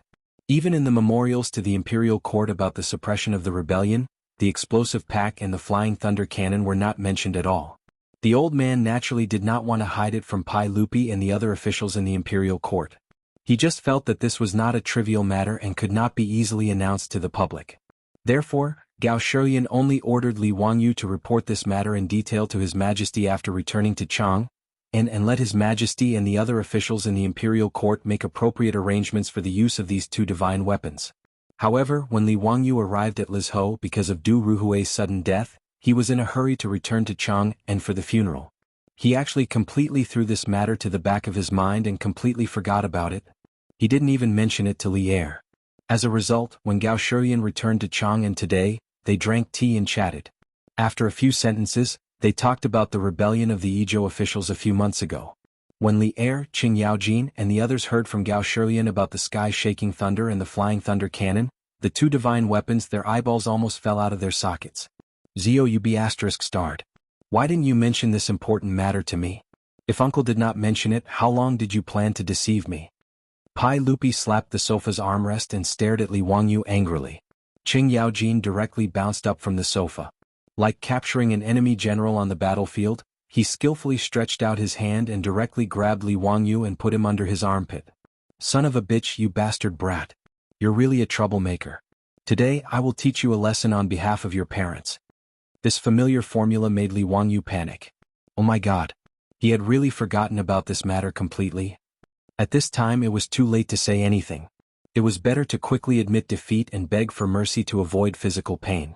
Uncle Cheng. Let's talk nicely. I was wrong. Everything is my fault. This nephew deserves to die. Uncle Cheng quickly put this nephew down. This nephew will immediately hand over the Sky Tremor Bomb and Flying Thunder Cannon formulas to Uncle. Li Wangyu miserably begged for mercy. Only then did Qing Yaojin, this old hooligan, put him down. He did not dare to be negligent and quickly explained the ins and outs of the explosives and Flying Thunder Cannon in a few words. The more Pai Lupi listened, the more excited he became. He suddenly stood up. "You bastard brat, you actually used such a powerful military weapon to make firecrackers and fireworks? Why didn't you tell me about this before?" Of course, Li Wangyu could not tell Pai Lupi that he was not willing to make such a deadly weapon like gunpowder. Whether it was firecrackers or fireworks, when Pai Lupi asked him the reason, Li Wangyu only said that it was a new type of medicine. Pai Lupi and the officials never thought that behind the seemingly beautiful fireworks, there was actually a deadly weapon hidden. If he had not been forced into a corner in Jilong County, he would not have made the explosives. However, now that it had been exposed, he could no longer hide the gunpowder. "Zio, do you still have any Sky Tremor grenades in your residence? Quickly show them to me and my beloved officials." Pai Lupi could not wait to see the power of the gunpowder with his own eyes. Li Wangyu was speechless. Who the hell would store such a dangerous thing in their own home? Were they crazy? Just as he was about to shake his head, he suddenly remembered that there seemed to be some unused gunpowder stored in the small room that Niu Wu and the others used to make gunpowder in the manor. In order to keep it a secret and for safety, Li Wangyu ordered people to build a small stone room in a remote corner of the manor. It was specifically used to make gunpowder, firecrackers and fireworks. Gasiman's mad dog of Een Death Abyss was also kept in that small room. Because they did not know when they would use the firecrackers and fireworks, Niu Wu and the others did have some leftover gunpowder. "Uncle, there is indeed some gunpowder in my residence. I will immediately order people to prepare it." Since Pai Lupi wanted to see it, then he would let him see it. Li Wangyu instructed Niu Wu to prepare silk. Together with the Zhang brothers, they made the remaining gunpowder into bags of gunpowder according to the method they used to make the bags of gunpowder in Jilong County. Then they found a remote place in the manor and dug out a few clay cannon barrels so that they could show the Flying Thunder Cannon to Pai Lupi and the others later. Fortunately, Li Wangyu's manor occupied a large area of several hundred mu of land. It was not a problem to find a remote area that could be used as a shooting range. Because the gunpowder was ready-made, Niu Wu and the Zhang brothers did not spend much effort to make several bags of gunpowder. After Pai Lupi, Qing Yaojin, Yuqi Jingda, and the other military leaders personally witnessed the earth-shattering effects of the gunpowder, they were once again shocked to the extreme. They were all flabbergasted and speechless. Qing Yaojin looked at the large crater created by the gunpowder and reached out to touch his head. "Son of a bitch, this Sky Tremor grenade is really amazing. This kind of earth-shattering divine power, even if refined steel encountered it, it would also be crushed into fine powder, not to mention this person's body of flesh and blood. This thing, its divine power is really unpredictable. Sky Tremor grenade. It really lives up to its name." After a long time, Pai Lupi let out a long breath and turned to look at Li Wangyu. "Zio, this Sky Tremor grenade was also imparted to you by the Dao Zu, right?" Li Wangyu was slightly stunned and quickly nodded. "Yes, uncle is right. It was master who imparted it to me. Uncle, please don't blame me for not reporting to you before. It is really because master said that I am not allowed to use this Sky Tremor grenade unless it is a last resort. This thing is too powerful, I am afraid it will harm the harmony of heaven." He realized that it was really good to pull out a Dao Zu as a master. Everything could be pushed to the Dao Zu. If anyone didn't believe it, they could go and confront the Dao Zu. After witnessing the power of gunpowder, whether it was Pai Lupi, Qing Yaojin, Fang Xianling or other big shots, there was no doubt that Li Wangyu was the personal disciple of the Dao Zu. Where in the world could such an immortal method be found except for the Dao Zu? After listening to Li Wangyu's explanation, Pai Lupi nodded approvingly. "I understand your painstaking efforts, Zio. Don't worry, I will not use this thing at will." Li Wangyu shook his head. "Uncle, you are wrong. Master just forbids me to use it at will. But if the Iron Cavalry of the Tang dynasty uses this Sky Tremor grenade, it will be fine." He was not a pedantic person. There was no difference between killing people with gunpowder and with swords, let alone which way was crueler. If gunpowder could reduce the casualties of the Iron Cavalry of the Tang dynasty, Li Wangyu would be more than happy to see it. Pai Lupi nodded to show that he understood. But then he heard Li Wangyu's words, which stunned Pai Lupi, Qing Yaojin and the others. "But in my opinion, Uncle should keep the Sky Tremor grenade and Flying Thunder Cannon a secret for the time being. Don't use it in a short time." Chapter 952. Pai Lupi asked in confusion, "Zio, what do you mean?" Can you explain? Li Wangyu didn't answer but asked, Uncle, the Tang dynasty's greatest threat, the Turks have already submitted. This is Uncle's great contribution. However, which country does Uncle think will threaten the Tang dynasty? His words made Pai Lupi and the other elders frown. After a while, Pai Lupi said, In my opinion, Goguryeo in the north will be the greatest threat to the Tang dynasty. Qing Yaojin, Fang Xianling and the others nodded. The Sui dynasty's 3 expeditions to Goguryeo failed and they returned in defeat. The heads of countless Han soldiers were piled up by the Goguryans. Even after the founding of the Great Tang, the relationship between Goguryeo and the Great Tang seemed to be rather amicable on the surface. But in truth, the Great Tang sovereign and his subjects were constantly contemplating whether to launch another northern expedition to destroy Goguryeo. In history, Pai Lupi personally led an expedition to Goguryeo in the 19th year of Xingguan. After Tang Taizong ascended the throne after the Xuanwu Gate incident, other than personally leading Gao Shilian, Fang Xianling, and the others to the Wei River to negotiate with Sheli Khan and sign the Wei River Alliance, the expedition to Goguryeo was the only time he personally led an expedition after ascending the throne. From this, one could see how important Goguryeo was to him. Liaodong was originally China's land, but the Sui dynasty's 4th generation couldn't obtain it. Today, I'm going to the east to avenge China's descendants and wash away the shame of my father. This was what Tang Taizong said before he personally led the expedition. Li Wangyu smiled and shook his head. Uncle, in my opinion, Goguryeo is just a disease. The Sui dynasty's 3 expeditions to Goguryeo failed not because Goguryeo was strong, but because the Sui dynasty had made too many mistakes. Furthermore, it wasn't easy to obtain food and fodder, and the weather in Liaodong was cold. Zio, you're looking down on Goguryeo? Pai Lupi was slightly displeased. Li Wangyu hurriedly explained, Uncle, it's not that I'm looking down on them, but the Tang dynasty is different from the Sui dynasty. What's the difference? Did Uncle and everyone forget about the 4-wheeled carriages? Just the 4-wheeled carriages alone can guarantee that the Tang dynasty's cavalry won't have to worry about food. As for the cold weather, that's not a problem. I have my ways of dealing with it. With a smile, he turned to Li Er, Qing Yaojin and the others and said, Uncle, everyone, as long as our Great Tang doesn't have to worry about rations or the bitter cold, as for the sturdy city of Goguryeo. Li Wangyu chuckled as he pointed to the craters created by the explosives. I don't think that the walls of the Goguryans would be able to withstand the sky tremor grenades. If that was the case, how could Goguryeo possibly stop the Great Tang cavalry? I don't believe that Goguryeo has the qualifications to be a threat to the Tang dynasty. After he finished speaking, Li Er, Qing Yaojin and the others were stunned. Li Wangyu's words were something that none of them had considered before. But thinking about it, it did make sense. Why Zio's words make sense. With the help of the heaven tremor grenades, Goguryeo is nothing but a chicken. Your Majesty, if you want to suppress Goguryeo, I, Qing Yaojin, am willing to do so. I'll cut off the head of that dog's, hit Goguryeo king for your Majesty to use as a chamber pot. Pai Lupi didn't know whether to laugh or cry at Qing Yaojin's words. Scram to the side. What do I need that trash for? He turned to Li Wangyu and asked, Zio, is what you said true? Do you really have a way to protect the soldiers from the cold? One of the main reasons for the defeat of Goguryeo in the Sui dynasty was the cold weather of Liaodong. In the first expedition, Yang Guang's army was claimed to be 2 million, but in reality 1.3 million men were sent to Liaodong. However, due to the terrible weather and the unsustainable supply of rations, as well as Yang Guang's careless command, the Sui army suffered a crushing defeat. They lost 300,000 men and had to retreat. If Li Wangyu could really solve the problem of keeping the army warm, coupled with sufficient rations and gunpowder, it would be strange if they couldn't destroy Goguryeo. Compared to the Tang army in history, the current Tang dynasty was much more powerful because of Li Wangyu's appearance. For example, the small horseshoes increased the number of warhorses of the Tang army by at least 30%. The weapons workshop in the Valley of Jadeite Palace was constantly producing all kinds of refined steel armor and weapons. Coded messages made it easier for the Tang spies to transmit information. The appearance of penicillin and paramedics reduced the casualties of the Tang army. The ghillie suits and binoculars allowed the Tang army scouts to monitor the enemy's movements without worry.